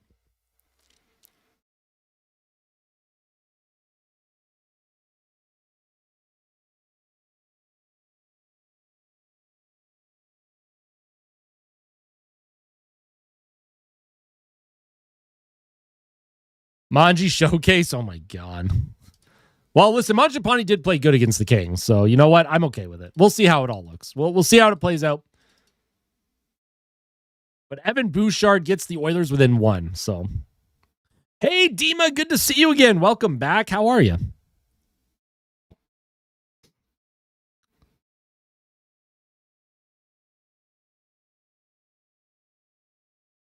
Knobloch Masterclass. That could be a Mangiapane showcase. Mangiapane did score the other night, so. Oilers coaches give Draisaitl good line mates challenge. How about Stamp Bowman get a capable winger for Leon Draisaitl? It's so weird because Matt Savoy has been so good. 5 points in 2 games and then gets one period with him today and is taken off of Draisaitl's line. It just doesn't, just explain the logic to me.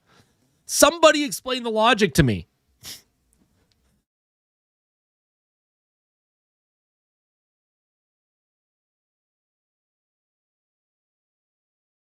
But Louis DeBrusque as our trade deadline head coach.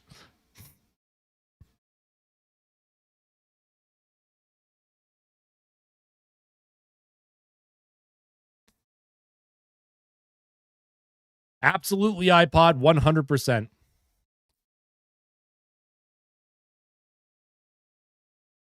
First line always needs to carry us.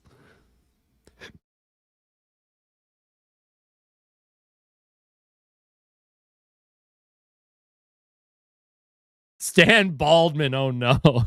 I'm not going to get into the name calling with Stan Bowman. I am willing to let Stan Bowman see things through. This trade deadline is going to be critical in what happens here, though, for Stan Bowman. Draisaitl offensive zone draw. He's going to lose it. Dickinson up the boards. Wasn't kept alive by the Oilers. Good job by Nurse. He'll pick it up. Give it to Draisaitl as the Oilers are looking to reset here. Draisaitl in front of his own goal, being kind of tied up there. Might have been able to call a hook, but they did not. Puck up the middle of the ice. Nurse's forecheck. Nurse has been jumping up in the play a lot. I've noticed that. Celebrini almost gave it away, and Podkolzin's all over him. Puck sent into the Oilers zone. Here's Nurse. He'll reverse it up the boards. Kapanen was a little bit too high, but the puck does come out.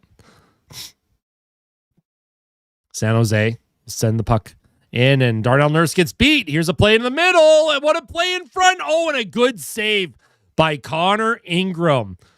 Puck got by Nurse across the ice. Wallman was late reacting. There was a partial. Oh, and then Nurse with another giveaway to Celebrini. What are we doing? Celebrini with a shot. What a save by Connor Ingram. Oh, my God. Darnell Nurse, they have to stop playing him. They have to stop playing him at this point.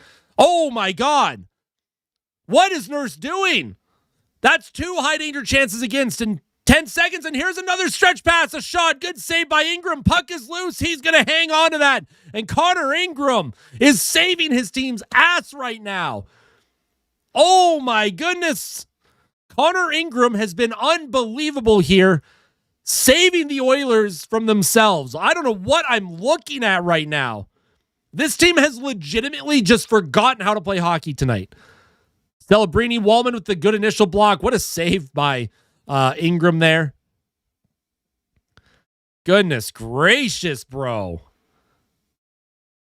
And then the puck was sent up the ice to Foley at a partial break. What a save by Ingram. And I love that the puck, those rebounds, they don't fly in front of him. They drop right in front of him.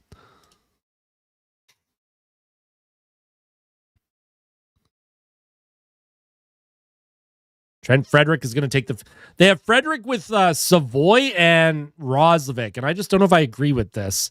Savoy taken down, no call. Puck comes across the ice, shot towards the net. That's blocked.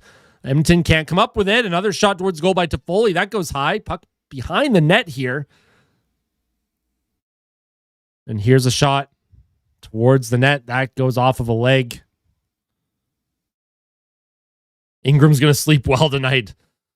Everyone better be buying Ingram dinner tonight on the Oilers. Jesus.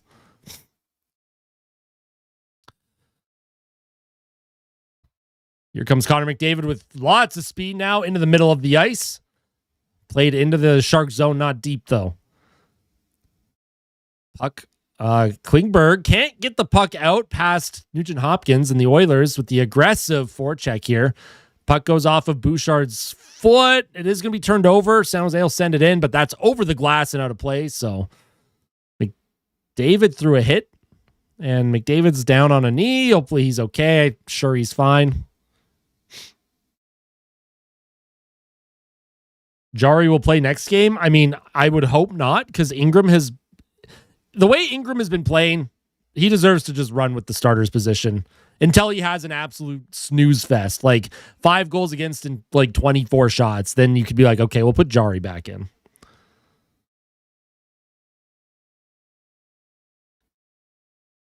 But some of the saves that Ingram has had to make here, the high danger looks, man. Obviously, the first goal against, I consider that more unlucky than anything when he's out of his crease trying to grab his stick, but what's up with the amount of giveaways? That's welcome to Oilers hockey, folks. Bouchard up the right wing. Adam Henrique, who I haven't really seen much of in this game. Henrique's out there with Mangiapane now. Okay. So more line shuffling for Knobloch. Puck into the neutral zone. Evan Bouchard with it. Can the Oilers tie this? Oh, man, that's a bad giveaway, but nice job by Bouch. He gets it back. You know what? Bouch makes a mistake, but then he recovers, unlike another player named Darnell Nurse. Here's Zach Hyman. Brings it into the Shark zone. Jake Wallman across the ice. Leon Draisaitl steps onto the ice on his backhand, trying to play it in the middle. Adam Henrique now. He'll give that to Bouchard. Evan Bouchard down low. Can't grab it. Also, thank you so much for the 9,000 subs. Congrats. I appreciate that. Thank you. Can't do this without any of you. Truly appreciate that. I wish I had a way to celebrate the 9,000 with everyone.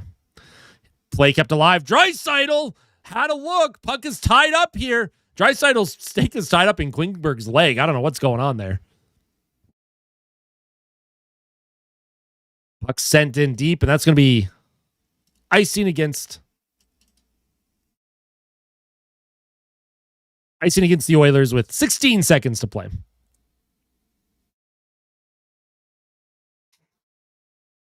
A win would be nice to celebrate. I hope the Oilers get a win here. There's lots of time. They just have to win the third period. Just be the better team for 20 minutes, right? That's what Anaheim did against Edmonton in the third period.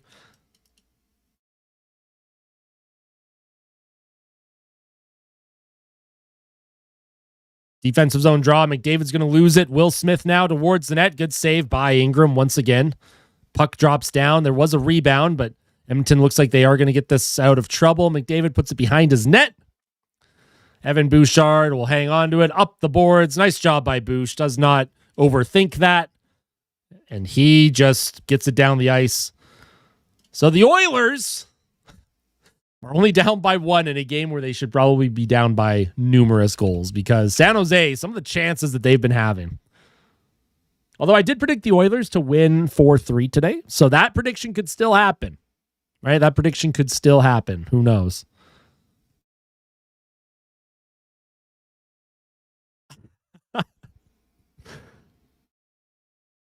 I hope the score prediction ends up being correct.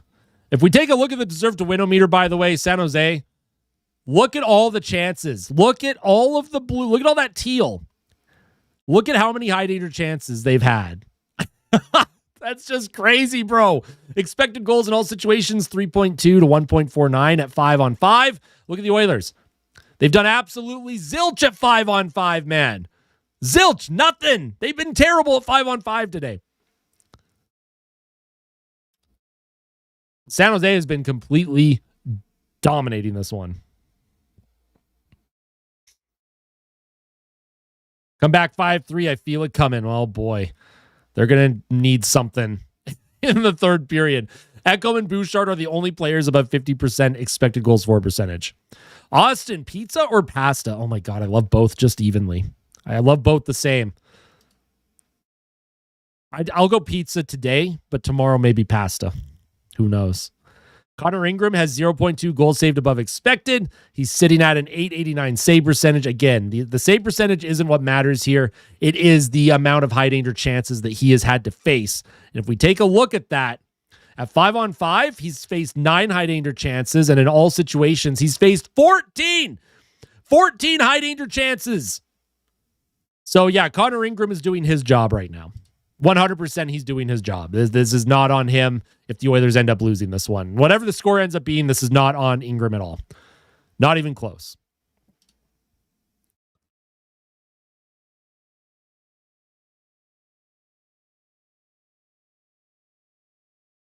Get him for cheap. All right, time on ice today. Leon Draisaitl leads all forwards. He had the third least amount of ice time among forwards the other night. He's averaging over a minute per shift when he's out there. That's probably not a good thing. McDavid's next, then Hyman, then Nugent Hopkins, Roslovic, Savoy's played 10:07. Again, it's a pretty even ice time spread. It's just the line combinations that they've gone with is what I don't like. I don't like the adjustments that Chris Knoblauch made in that period. But Evan Bouchard, we'll take a look at the edge visualizer for his goal. He gets the puck to McDavid, and then McDavid with a shot on net. It goes wide. Bouchard's going to grab that rebound. He'll play it across. What a pass by Bouchard to McDavid, and then Bouchard gets into the open lane. What a feed by McDavid. Bouchard, he roofs it. Bouchard, his 17th goal of the season, by the way. 17 goals, man. 17 goals. That's crazy from a defenseman. Dude's going to score like 25 goals this season. If we take a look at shots on goal, first period, 14-9 San Jose, 13-7 San Jose in the second. Faceoff percentage is now in Edmonton's favor after it was pretty heavily in San Jose's favor in the first. Both teams 1 for 2 on the power play. Edmonton has more hits. San Jose has more block shots. Both teams have the same amount of giveaways. San Jose has 5 takeaways. So last time these two teams met, Edmonton won 4-3 in overtime. If you remember this game, the Oilers were down 3-0. Tuning in from Scotland, Austin, what's happening in chat? Doing well or bad juju? I mean, the Oilers are not playing good at all. This is a just horrific effort from the Oilers. Somehow they're still in this game, though. There is a way for them to win this hockey game, which is just wild to me. But I am going to take a little break. Whoa, we are in the void here. Here we go. Here's the fun little space background that I have. I do want to also add. I do want to add this. Not that. That's not what I want to. That's not the one I want to add. There's something I want to add to this overlay. Go. We can add this somewhere, I guess. I don't know. That doesn't really work. Doesn't really work. You know what? It'll be fine there. It's a little dark. Y'all are going to get to hang out with Chair for the next 10 minutes. I got to go get a quick bite to eat and also rest my voice. Still dealing with a head cold, so I will be right back. We'll take a look at the out-of-town scoreboard as well just before the third period starts. And yeah, if you haven't hit the like button yet, hit the like button. If you haven't subscribed yet, oh boy, we are climbing towards 10,000 subs. I have a lot of different plans for 10,000, so very much looking forward to that. Going to be incredible. Going to be incredible. We'll see you in a few minutes.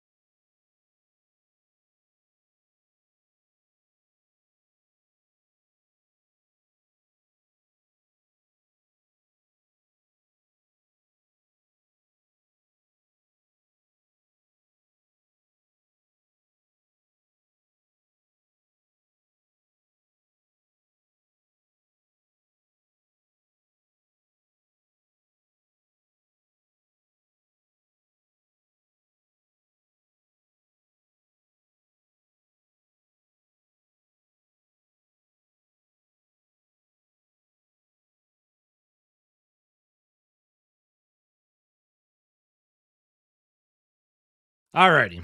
We're back. We're hanging out. Where are we at?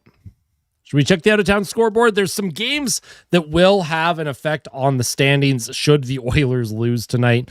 Obviously, we have to take a look at those. None of them have happened yet.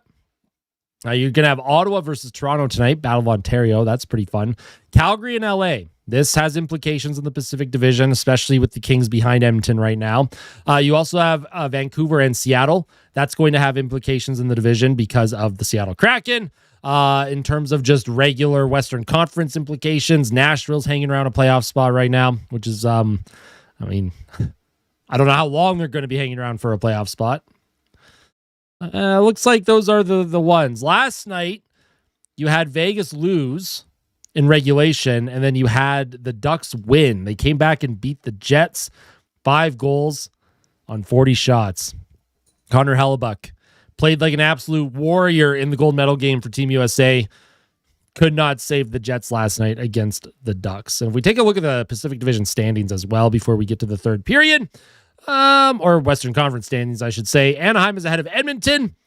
The Oilers third right now in the Pacific Division. They're 5 points up on Nashville. Nashville does have 2 games in hand if the Oilers were to drop down. Seattle is 3 points behind the Oilers with 2 games in hand. The LA Kings, they're 6 points behind Edmonton with 2 games in hand. So that win against LA was actually huge, but that is a quick update on the out-of-town scoreboard. A win today for San Jose would put them at 60 points with the Kings and 3 games in hand on the Oilers. So you can't lose in regulation to San Jose because the numbers are in their favor to potentially catch up.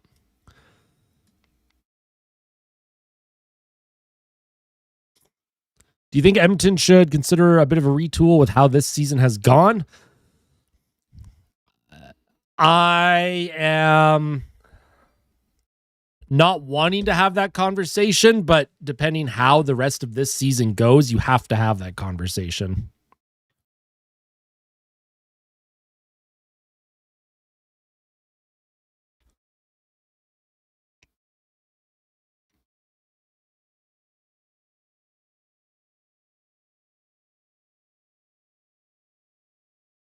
I would fire Jeff Jackson personally. I would get Jeff Jackson out of there.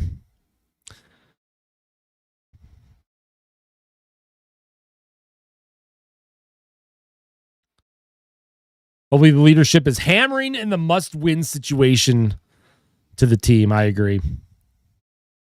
Tear it up 1 goal at a time. Hellebuck 875, 5 goals against is kind of good. I mean, it's not terrible. 40 shots against. Winnipeg was playing a little loose in front of them, I'd say. But Hellebuck made 41 saves on 42 shots against Team Canada. Jeff Jackson oversees what Stan Bowman does. That's what Jeff Jackson does.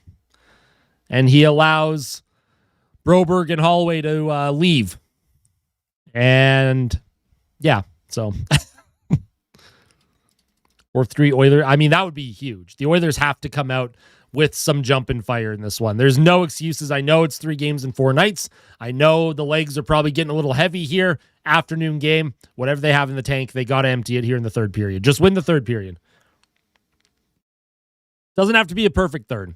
Actually, hold on. I'm getting a different hat. I'm going to get the hat that I wore against the Kings. Give me 2 seconds.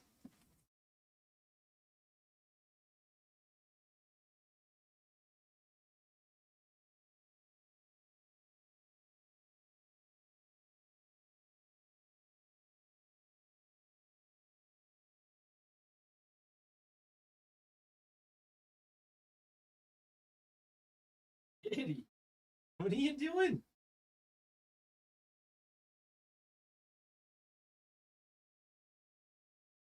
Poor Kitty, he wants to play right now. He's running all over the place, but I'm not playing with him right now. It's okay, Kitty. Well, they were probably going to lose Broberg no matter what, but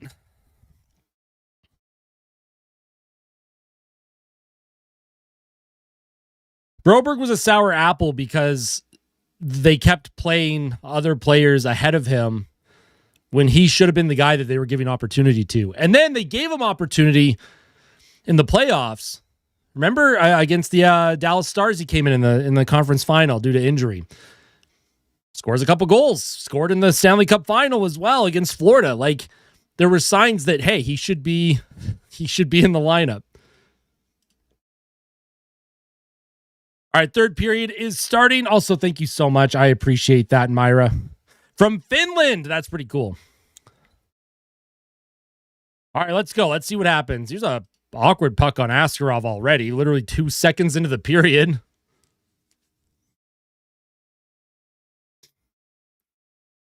Moving boxes between the front office and storage, and that's about it. Yeah, pretty much. Also, what's going on, Daniel? I see you. Happy Saturday. How you doing?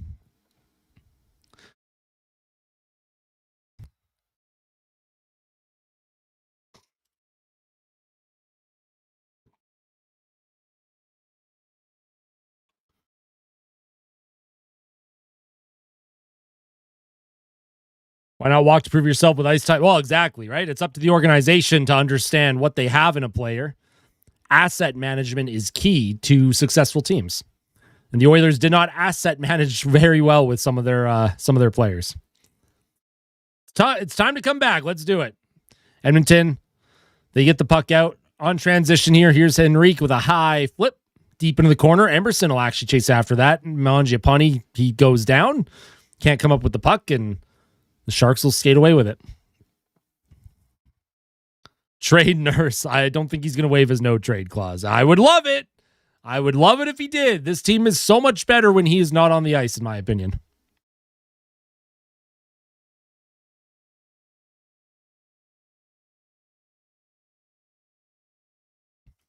And buying out Nurse would be a disaster. You'd be spending $7 million a year to not have a player in the lineup.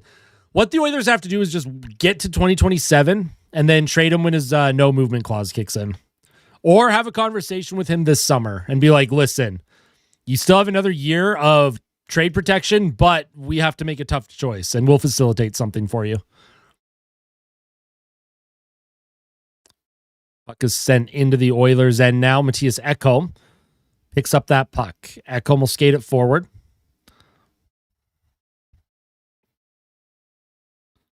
Catch by him out personally.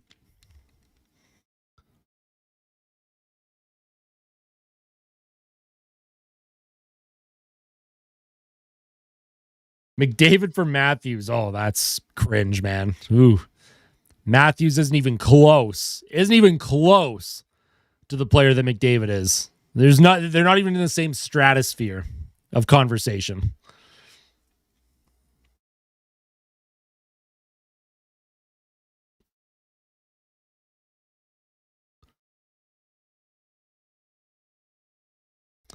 Also, the Oilers won't trade McDavid. That just won't happen. Nashville traded Askarov to San Jose because they didn't like Barry Trotz didn't like Askarov's antics, because Askarov is kind of a goofy guy. He has some goofy antics sometimes, and Barry Trotz didn't like that. So that's how that happens.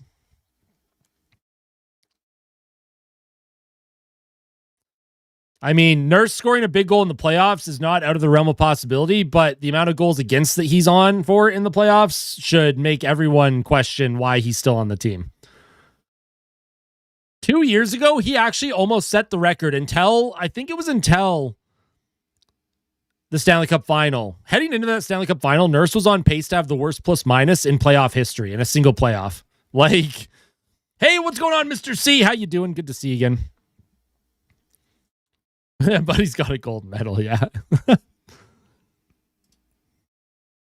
Here come the Sharks now. They'll send the puck into the Oilers zone. San Jose's looking to just play responsible defense here. The Oilers have to just manage the puck, and they're going to get their scoring chances. San Jose does give up chances. Here's a shot on net and a good save by Connor Ingram on Kiefer Sherwood, the former Canuck.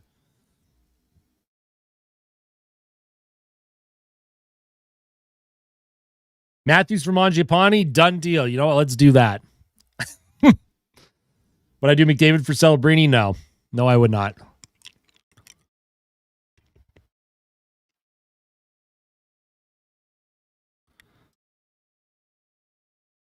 I wouldn't do McDavid for anyone because he's literally the best player in the NHL, and no matter what trade happens, if it involved McDavid, you're losing that trade every time. Every single time, no matter what.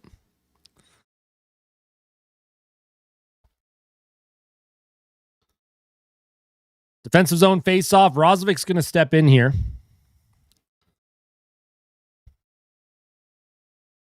Puck loose. It's going to come to Emberson. Emberson's going to skate this forward. For the entire Sharks roster, the roster that is not in a playoff spot right now, no. Offside against the Oilers, 17:20 to go.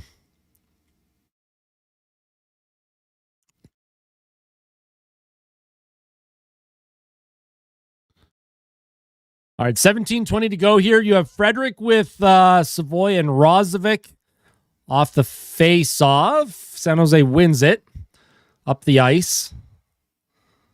Stolen in the neutral zone. Here's Matt Savoy now. Matt Savoy. He'll walk in 2-on-2. Savoy, backhand, looks in front. Here's Frederick, and he scores! Trent Frederick, are you kidding me?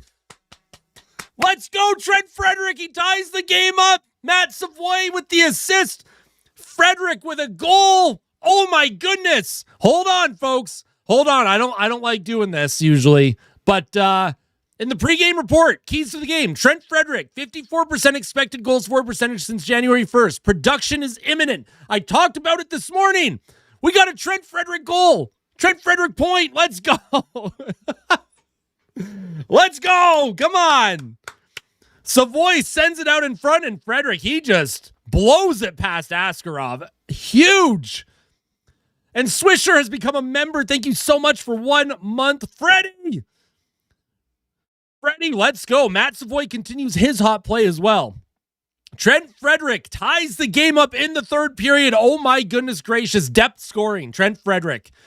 His play had been improving. We could see the signs that he could turn things around. Let's see if that really turns his game around. Huge goal for Trent Frederick. He's going to go on his Connor Brown redemption arc, folks. I'm telling you, let's do it. Connor Brown redemption arc for Trent Frederick. Here comes Leon Draisaitl now with some speed. He sends it out in front, trying to find Bud Colson. I wish he would have just shot the puck there instead. Now the Sharks. How will they play the game now that it's tied? They had a 2-goal lead, and just like last time against Edmonton, they had a 3-goal lead that they cannot hold. San Jose in on the forecheck. Puck is stolen by Draisaitl again. Draisaitl with Kapanen, 2-on-1. Here comes Draisaitl with Kapanen, and Kapanen decides to pass. Darnell Nurse takes it. Nurse towards the goal, doesn't get a good shot off. The Oilers have had 2 2-on-1s and didn't get a single shot on net. I'm going to need someone to shoot that damn puck, or I'm going to start freaking out. Trent, when it counts, Frederick. We'll take anything from Trent Frederick at this point. That is huge. I'm so happy that Trent Frederick scored, man. So happy. All right, we got to get Adam Henrique a goal now. Adam Henrique hasn't scored since October 23rd. Time to get Adam Henrique a goal. Trent should get 2 goals for that. Mangiapane in on the forecheck along the half wall. San Jose, they're going to skate this up the ice out of trouble. Stolen by Edmonton for a moment. Puck in the feet of Lazar. Here come the Sharks on the backhand. Good save by Ingram. There's a high flip now into the Shark zone. Shots are 29-18 in favor of the Sharks, so they still are dominating the shot clock and the high danger chances, but this game is tied at 3. Puck in the middle of the ice. Edmonton will skate it forward. Stastny down into the Sharks' end, behind their net. Puck towards the goal by Hyman. Doesn't quite get there. I mean, if he plays like he has so far, I mean, why not? Obviously, Celebrini he's so young, right? He has the potential. He has the potential to be a future Hall of Famer. It's Trent Frederick.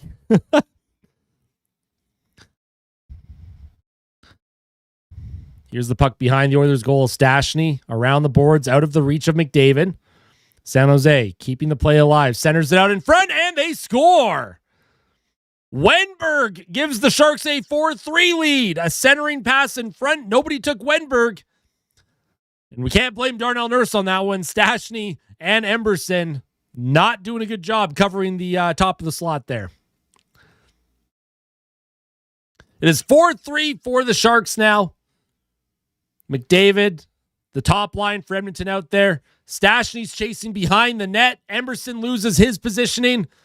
And you can't chase behind the net. And there's some frustration. That might have been from Zach Hyman. I'm not sure. Emberson, that's not good, man. All right, well, we'll see what they are made of. They're down once again. 14:30 to play. 4-3 Sharks. Puck in deep.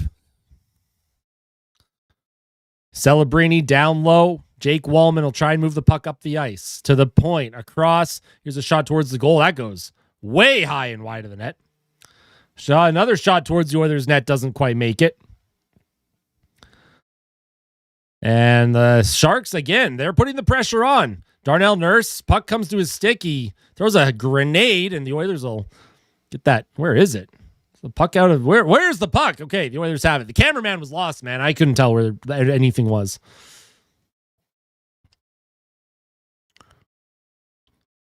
Here's Bud Colson. He cycles it down low. Frederick was kind of bumped by the ref there, and he couldn't come up with possession. And here come the Sharks into the middle of the ice. Here comes San Jose. Couple moves. Good job by Bouchard. Great defense from Bouchard, man, who has 2 points in this game and defensively has looked incredibly solid here. Sharks, again, trying to get this puck in deep, trying to take advantage of the Oilers, who still just don't look like they're 100% right now. Bouchard will send that puck into the Shark zone, goes off a couple legs, but not in deep. Here come the Sharks in front. Good stick. Here's Stopchuk with it on his backhand. He puts a puck towards the goal, goes wide, and here comes Evan Bouchard. He'll give it to Connor McDavid. Connor McDavid with a ton of speed. Stops up, waits for a change. Here's Wallman. Shoots, scores!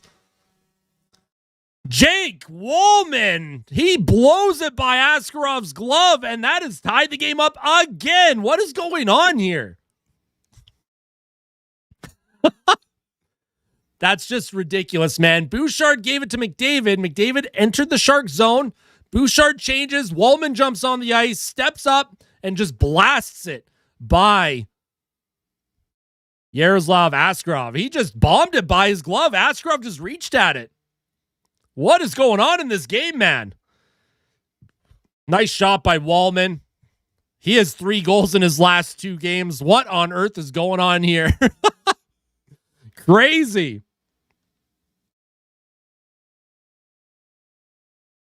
All right, here we go. Tie game again. This third period has become suddenly incredibly exciting. Goals everywhere.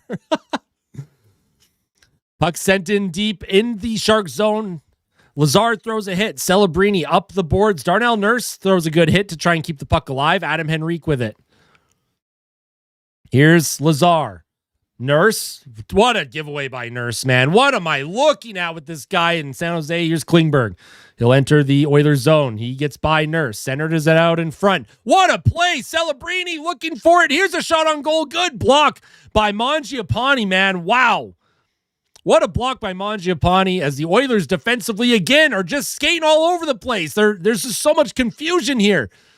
Puck comes to Adam Henrique, and they got to relieve some pressure here. Andrew Mangiapane, he's going to send that up the right wing. Here comes Rozovic with a shot, and that goes high and over the net. Mangiapane's knocked down, no call, and that puck goes into the netting, and we're going to have a commercial break here. Wow. It's almost unbelievable that every time Nurse is on the ice, defensively, the team is just absolute chaos in their own zone. How does this keep happening?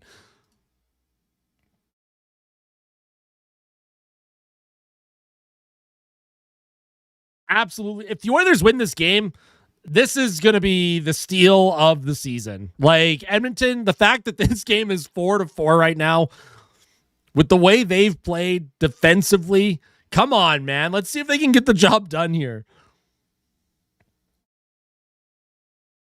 Exactly. Oscillates between we're so back and it's so over. As a fan, it's just the heart rate. My heart can't take these games. I'm not surprised, Numba. Not surprised at all. Nurse's CT. I hope not. How much cap space does Nurse? $9.25 million against the salary cap. The Oilers win, it's because of Ingram. 100%. 100% it's because of Ingram. And to a lesser extent, guys like Bouchard and McDavid.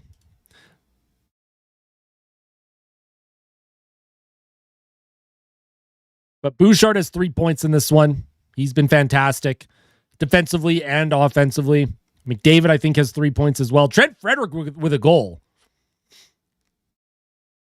Trent Frederick has a goal. Can you all believe it? Just to show and prove to everyone. Trent Frederick, third goal of the season, assisted by Matt Savoy. That tied the game up early.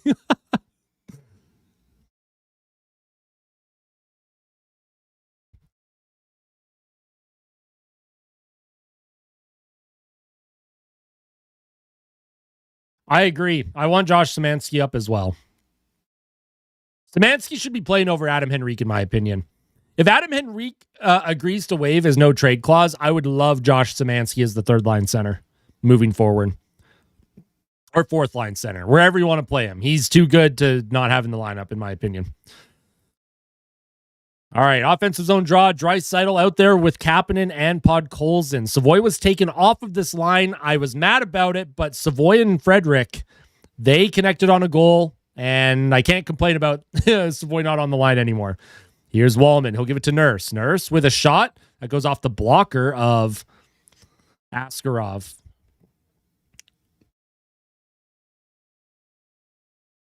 Puck in the middle of the ice. The Sharks trying to bring it in front. Nurse, he's checked off the puck again. Podkolzin behind the Oilers' goal. Wallman gives it to Podkolzin. Podkolzin spins from a check. He'll try and give it to Wallman. Comes to Kapanen. Darnell Nurse now. He'll send it across. Finds Draisaitl on his backhand. Trying to center it out in front. Kapanen goes down. Here's a puck flipped high into the air. Behind the net, here's Evan Bouchard. Bouchard into the middle.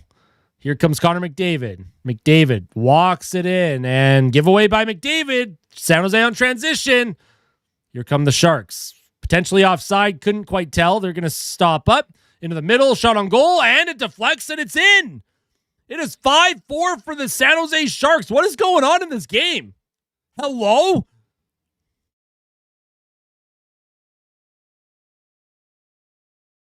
That had to have deflected off something. I thought I heard it hit a stick.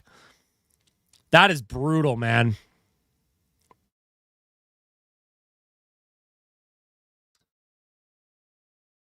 It was a bad giveaway by McDavid at the offensive blue line. And yeah, that puck, it was shot through and it went off of a stick. Oh my God. I mean, that's not on Ingram, coolest stick. What, you're going to pull Ingram and then put Jari in, who's Swiss cheese right now? At this point, they've got to figure it out. That's not on Ingram at all. I don't know how anyone would ever put anything on Ingram in this game. I'm sorry. All right, well, Edmonton's down again. This is why you can't get behind in games.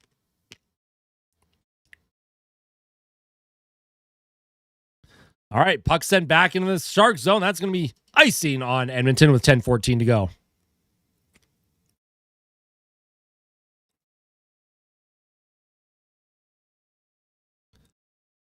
Five-4 Sharks. The Oilers have given up just an absolute...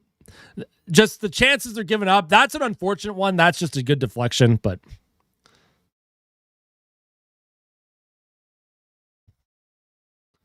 Off the face-off, Edmonton wins it. Defensive zone. Sent up the ice again, and that's going to be another icing on the Oilers.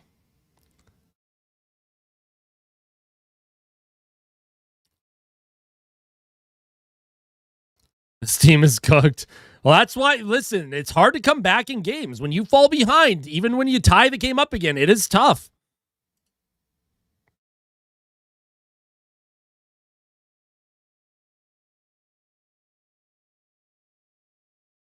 No, nobody's if anyone's blaming Ingram, no offense, I'm going to absolutely ignore that.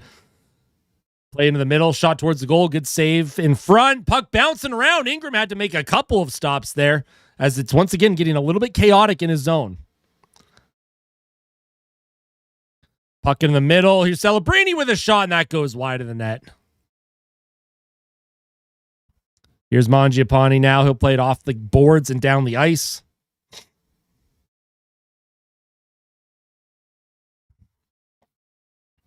Behind the Oilers' goal. Darnell Nurse with Stastny. Stastny was hit away from the puck. Here's a shot, and that might have grazed the outside of the post and wide.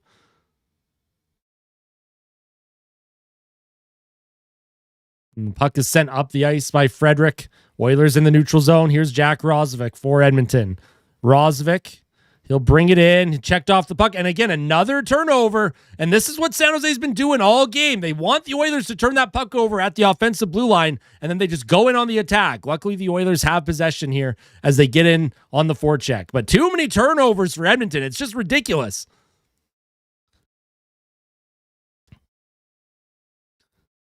Puck behind the Sharks line. Frederick will send it down low to Roslovic in front. Savoy with a shot, and I don't know if that hit Askarov or not.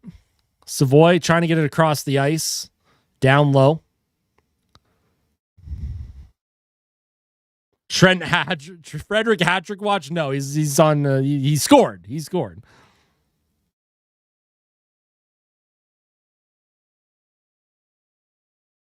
Ingram is not shitty at all today. Ingram is the only reason the San Jose Sharks don't have 8 or 9 goals. I'm going to tell you right now.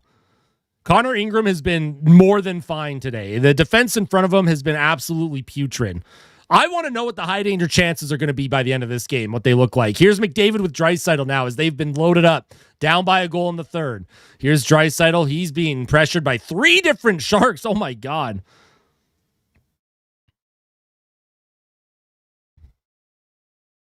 Here's a play across to Ekholm. Ekholm looking to make a play. Here's Draisaitl trying to give it to McDavid. San Jose defending well. Bouchard gives it to Draisaitl. Draisaitl trying to keep that play alive. San Jose will keep it in.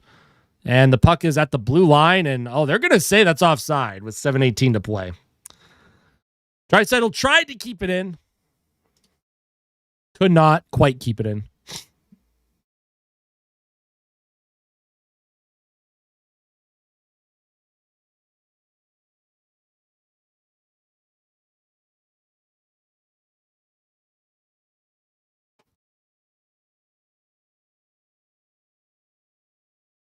Where's the defense from the past couple of games? Don't know.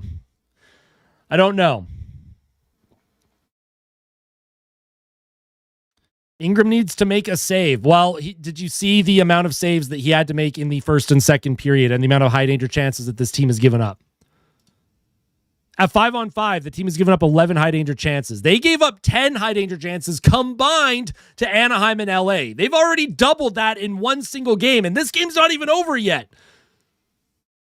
Look at the shot attempts. Look at the scoring chances. 30 scoring chances against.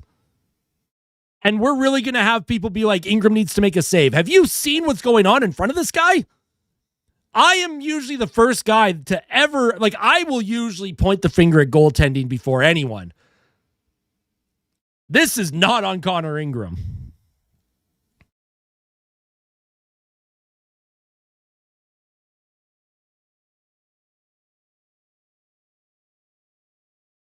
This team is schizophrenic.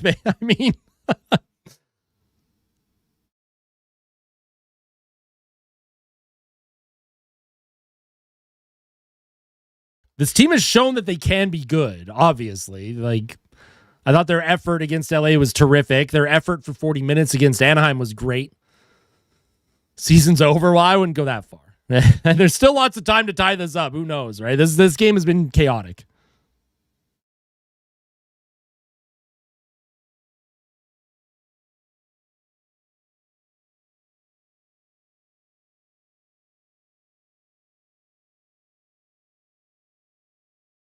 I'm someone that is very hard on the goaltending on this team.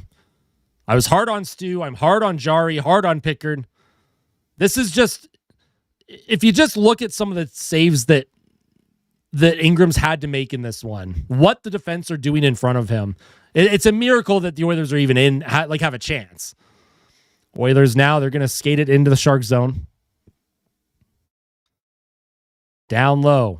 Around the boards, kept alive by Wallman. Wallman towards the Sharks net, doesn't make it. Bud Colson was taken down in front of the net, no call. I guess the refs have decided we're putting the whistles away now. We can't have none of this anymore. If it was picks, I imagine my reaction would be the exact same because the chances that were given up. It's not like it's just weak wristers from distance that are being given up. It's rebounds in front where defensemen are standing around. It's defensemen chasing. It's attack on transition. It's deflections. It's a tough one. Has Ingram had a tough game? Yeah. But is he the reason why the Oilers are losing? No. Both things can be true. Both things can be true in my opinion. And the McDavid-Draisaitl line loaded up once again. Puck sent in deep in the Shark zone. Not icing. Somehow. Puck is going to be sent to the blue line. Kept in by Bouchard. What a keep by Bouch. And Draisaitl, well, he's checked off the puck. Nice job by McDavid. Oh, he had support, but could not quite come up with that one. Here's Draisaitl now. Hanging on to it. Looking for a lane. He surveys. He's trying to get everyone to reset. That's going to be deflected in deep. Zach Hyman chases after it. He's the first guy in the Shark zone. Off the back of the net. Centered in front to Draisaitl. Puck bounces just wide of the goal. Here's Draisaitl on his backhand. He'll send it to the blue line. Ekholm to Draisaitl. Left circle. Draisaitl. He's getting checked. Got to make a play. Gives it to McDavid. Connor McDavid spins away from a check here. He'll give it to Draisaitl again. High slot, blue line. Draisaitl tries to shoot. Puck in his feet. Keeps it alive for a moment. Ekholm tips it to McDavid. Tries to find Draisaitl in the middle. Puck is still available. And San Jose will send that down the ice. With 4:59 to go here in the third period. Well, if you haven't hit the like button yet, make sure you hit that like button, folks. I thought putting on this hat, which is what I wore against the Kings, and this jersey, which was also what I wore against the Kings, would be good luck for the Oilers, but clearly not. This team has had some big problems today. They may call a timeout a little bit later here in the third. I think because there's still lots of time. Hopefully, I mean, we'll see. Here's the puck almost kept in by Stastny, and San Jose is going to send that down the ice again. Edmonton cannot afford a regulation loss here. They've got to, at minimum, tie this thing up. Tie this game up, man. Brozovic to Trent Frederick, who does have a goal in this one, by the way. Hey, that's awesome, Roy. Appreciate that. Cheers to you, my friend. Ty Emberson up the right boards. Goes off of something wide. And here comes San Jose. They're defending a 1-goal lead here. Puck in deep, not icing. Wallman trying to play it by, I don't know who that was. Eklund or, yeah, that looked like Eklund. Puck towards the goal by Wenberg. Doesn't quite make it on net. Along the boards. Edmonton just being checked right now. San Jose, they are more than happy to just cycle around in the O-zone. This is just going to kill the clock for them. Puck towards the Oilers' goal. Deflects wide. Ryan Nugent-Hopkins will pick it up. Ryan Nugent-Hopkins with 3:46 to play in the third. The high flip into the neutral zone. Darnell Nurse was pinching up there. Luckily, there was nobody behind. Puck into the boards. That could have been too many men. Here comes Kasperi Kapanen. Kapanen stops up, gives it to Nurse. Nurse drops it to Ekholm. Ekholm on his backhand. He's going to play it deep behind the Sharks' goal. Bud Colson trying to come up with it. Here's Connor McDavid back on the ice. He'll drop it for Bouchard. Evan Bouchard with it to McDavid. McDavid, right circle, backhand, trying to center it out in front. He's walking around in front. No shot on goal. Bouchard also no shot on goal. McDavid, left circle. Towards the goal, doesn't make it. Here's Ekholm to Bouchard. To Connor McDavid. McDavid across, trying to find Bouchard. And again, there's too many bodies. Nobody's getting any pucks to the net right now. You have 20 shots on goal, and nobody has any desire to put a puck on net. It makes no sense. Skate around in circles all you want. It's doing nothing. Here's McDavid. Almost gets in on a breakaway. He's knocked down from behind. And San Jose will bring it forward out of the zone. Edmonton sends the puck in deep again with 2:30 to play here. Way too much cycling, not enough shooting from the Edmonton Oilers. I just don't understand how that top line has that much possession and they don't get a shot on net. 2:13 to play. Puck brought back into the Oilers zone by Celebrini. Down low into the corner.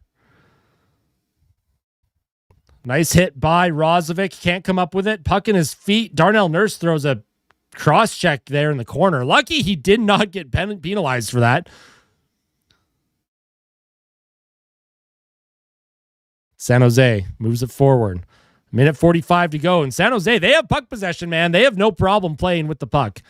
Here's Ekholm for the Oilers. I imagine they're probably going to have to pull the goalie here soon.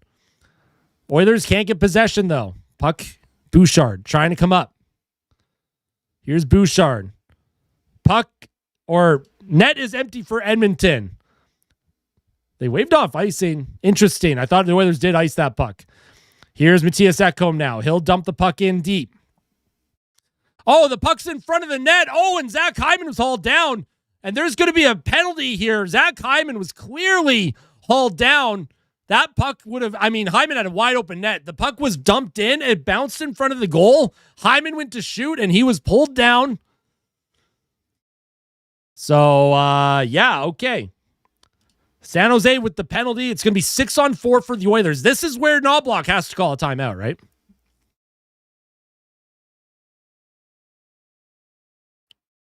This is where you should probably call a timeout, in my opinion. Yeah, that puck took a weird bounce. Hyman would have definitely taken that, and that was Desharnais who hauled him down. That's a good penalty to take if you're Desharnais. So 6-on-4 here for the Oilers. Does Knobloch call his timeout? Please tell me he does.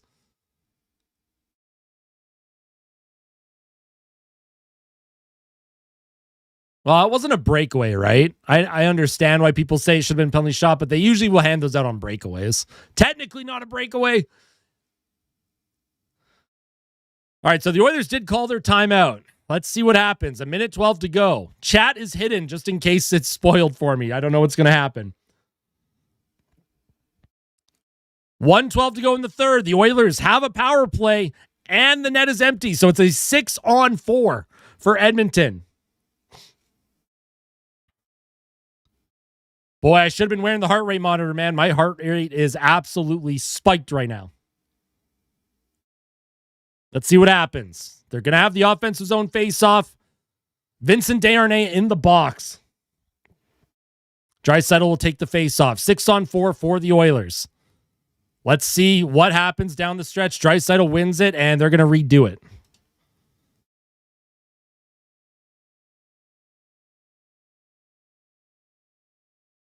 Here's Draisaitl. Once again, he's going to step in and try and take the face off. The linesmen, they're doing something. Checking the clock, maybe. 6-on-4, net empty for the Oilers. Power play as well. Here's Draisaitl. Off the face-off. Won by the Oilers. It's kept alive by Edmonton. Kept in by Bouchard. Here's Connor McDavid now. McDavid to Ekholm. Ekholm. He'll give it to McDavid. Hyman shaken up. Back to Ekholm. Matthias Ekholm to Connor McDavid. McDavid waits, centers it out in front off of a leg. Edmonton, no shot on goal yet. Less than a minute to go. Here's Bouchard to McDavid across the ice. Here's Draisaitl. Oh, and he had the crossbar. Draisaitl. Here's another shot on net, and it goes wide by Nugent Hopkins. Draisaitl hit the post. Nugent Hopkins misses the open net. Puck comes to Bouchard again. He shoots it, and that's stopped by Askarov. Oh, my goodness, man. Leon Draisaitl with the wide open net one-timer that McDavid set him up. And off the face-off. Yeah, Zach Hyman was high stick. Should have been a penalty there. Should have been a penalty. There was a high stick on Zach Hyman, not called. And then Draisaitl. 37 seconds to play in the third. Leon Draisaitl, he'll take the face-off.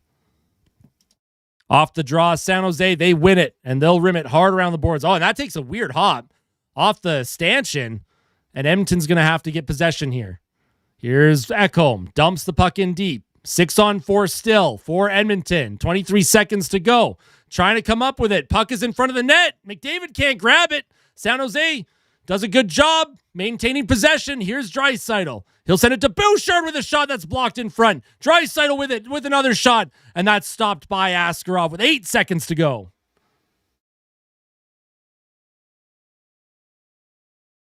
So 7 seconds left.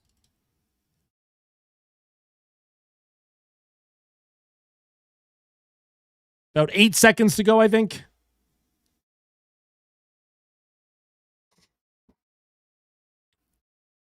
So Edmonton's pushing here. They do have time, but they're going to have to win the faceoff with 8 seconds left. Draisaitl against Celebrini. Sharks holding a 1-goal lead. Off the faceoff, puck is loose. Draisaitl gives it to McDavid, shoots, and another save by Askarov. Wow. What a save by Askarov on Connor McDavid. Right in the glove. What a faceoff win. And yeah, McDavid tried to pick the corner. Askarov, he was top of his crease.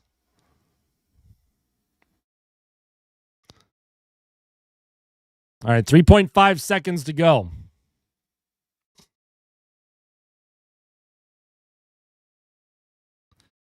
All right, let's see if Draisaitl wins it. If there's just enough time here to win it and set a play up. Off the faceoff, puck across. Here's Bouchard with a shot, and that's stopped by Askarov. And that is the end of the game. Evan Bouchard had the look. They got the look they wanted. Askarov and the San Jose Sharks hold on for the win. And that is a putrid loss for Edmonton. Absolutely no excuse for the effort that they had. Yes, they pushed in the third period, but absolutely no excuse for how they played that game. Absolutely none. Absolutely no excuse, man.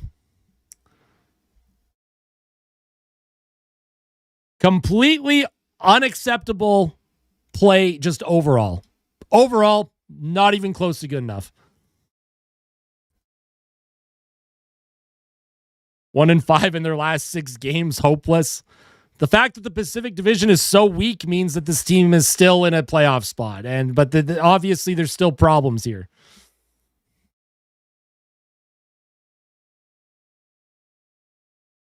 I trust Ingram. I think Ingram played a fantastic game. The goals against does not reflect how solid of a game that he played, in my opinion.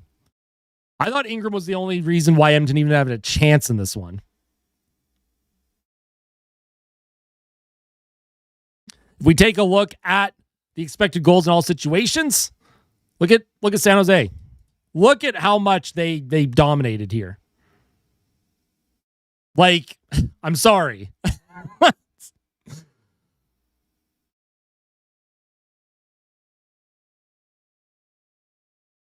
San Jose, look at all these blue dots, all the dots, those are the teal dots, those are shot attempts, right? Those are where the shots are coming from for the Sharks. Look at how many shots are literally in the inside slot area. Just crazy, man. But I am going to break everything down in the post-game fan reaction. If you enjoyed the live stream, make sure you hit that like button on your way out. The post-game fan reaction is going to be up in the next couple of hours, so stay tuned for that. There's a lot to talk about, obviously. The Oilers, their next game is Tuesday at home against the Ottawa Senators. Incredibly frustrating game here. They lose 2 out of 3 in regulation on the road against division rivals. Brutal. Happy the Sabres. Sabres are on a roll, man. Make a skid on Nurse. I don't even know what I would do for a skid on Darnell Nurse. Appreciate everyone tuning into the live stream today. You are the best fans on the planet. We hit 9,000 subs today as well. So thank you all so much for that. That is just unbelievable. Your support means the world. Subscribe if you're not yet subscribed. Daily content here on the channel. More live streams coming up. Next week, the Oilers have a little homestand coming up. They play Ottawa on Tuesday, and then I forget who they play on Friday. So we'll one game at a time. One game at a time, all right?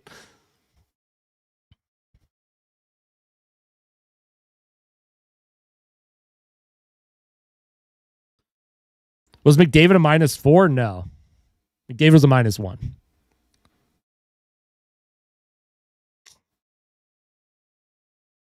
Appreciate that, Bubsy. Thank you. Appreciate that, Kira. Just stand there and do nothing. That would be the Darnell Nurse skit, just standing there doing nothing. This game was not a bad loss. I disagree. All losses are bad losses.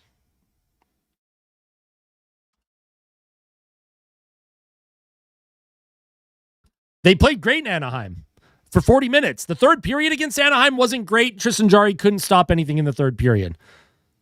Today against San Jose dominated in high danger chances. They dominated in scoring chances. They scored 5 goals on the team. The game against Anaheim was way better than this one, at least in my opinion. That's just my opinion. But yeah, we'll see you soon, folks. We'll see you soon, all right? Post-game fan reaction is going to get recorded. We're going to talk about this game. I don't know what else to talk about with Darnell Nurse. We've beaten the horse so much. He's been beaten into atoms at this point. So we'll see y'all very, very soon, all right? We'll see you soon. Love all of you. Tell someone that you love them. Hit the like button, subscribe, and we'll see you in the next one, all right? Take care, everyone.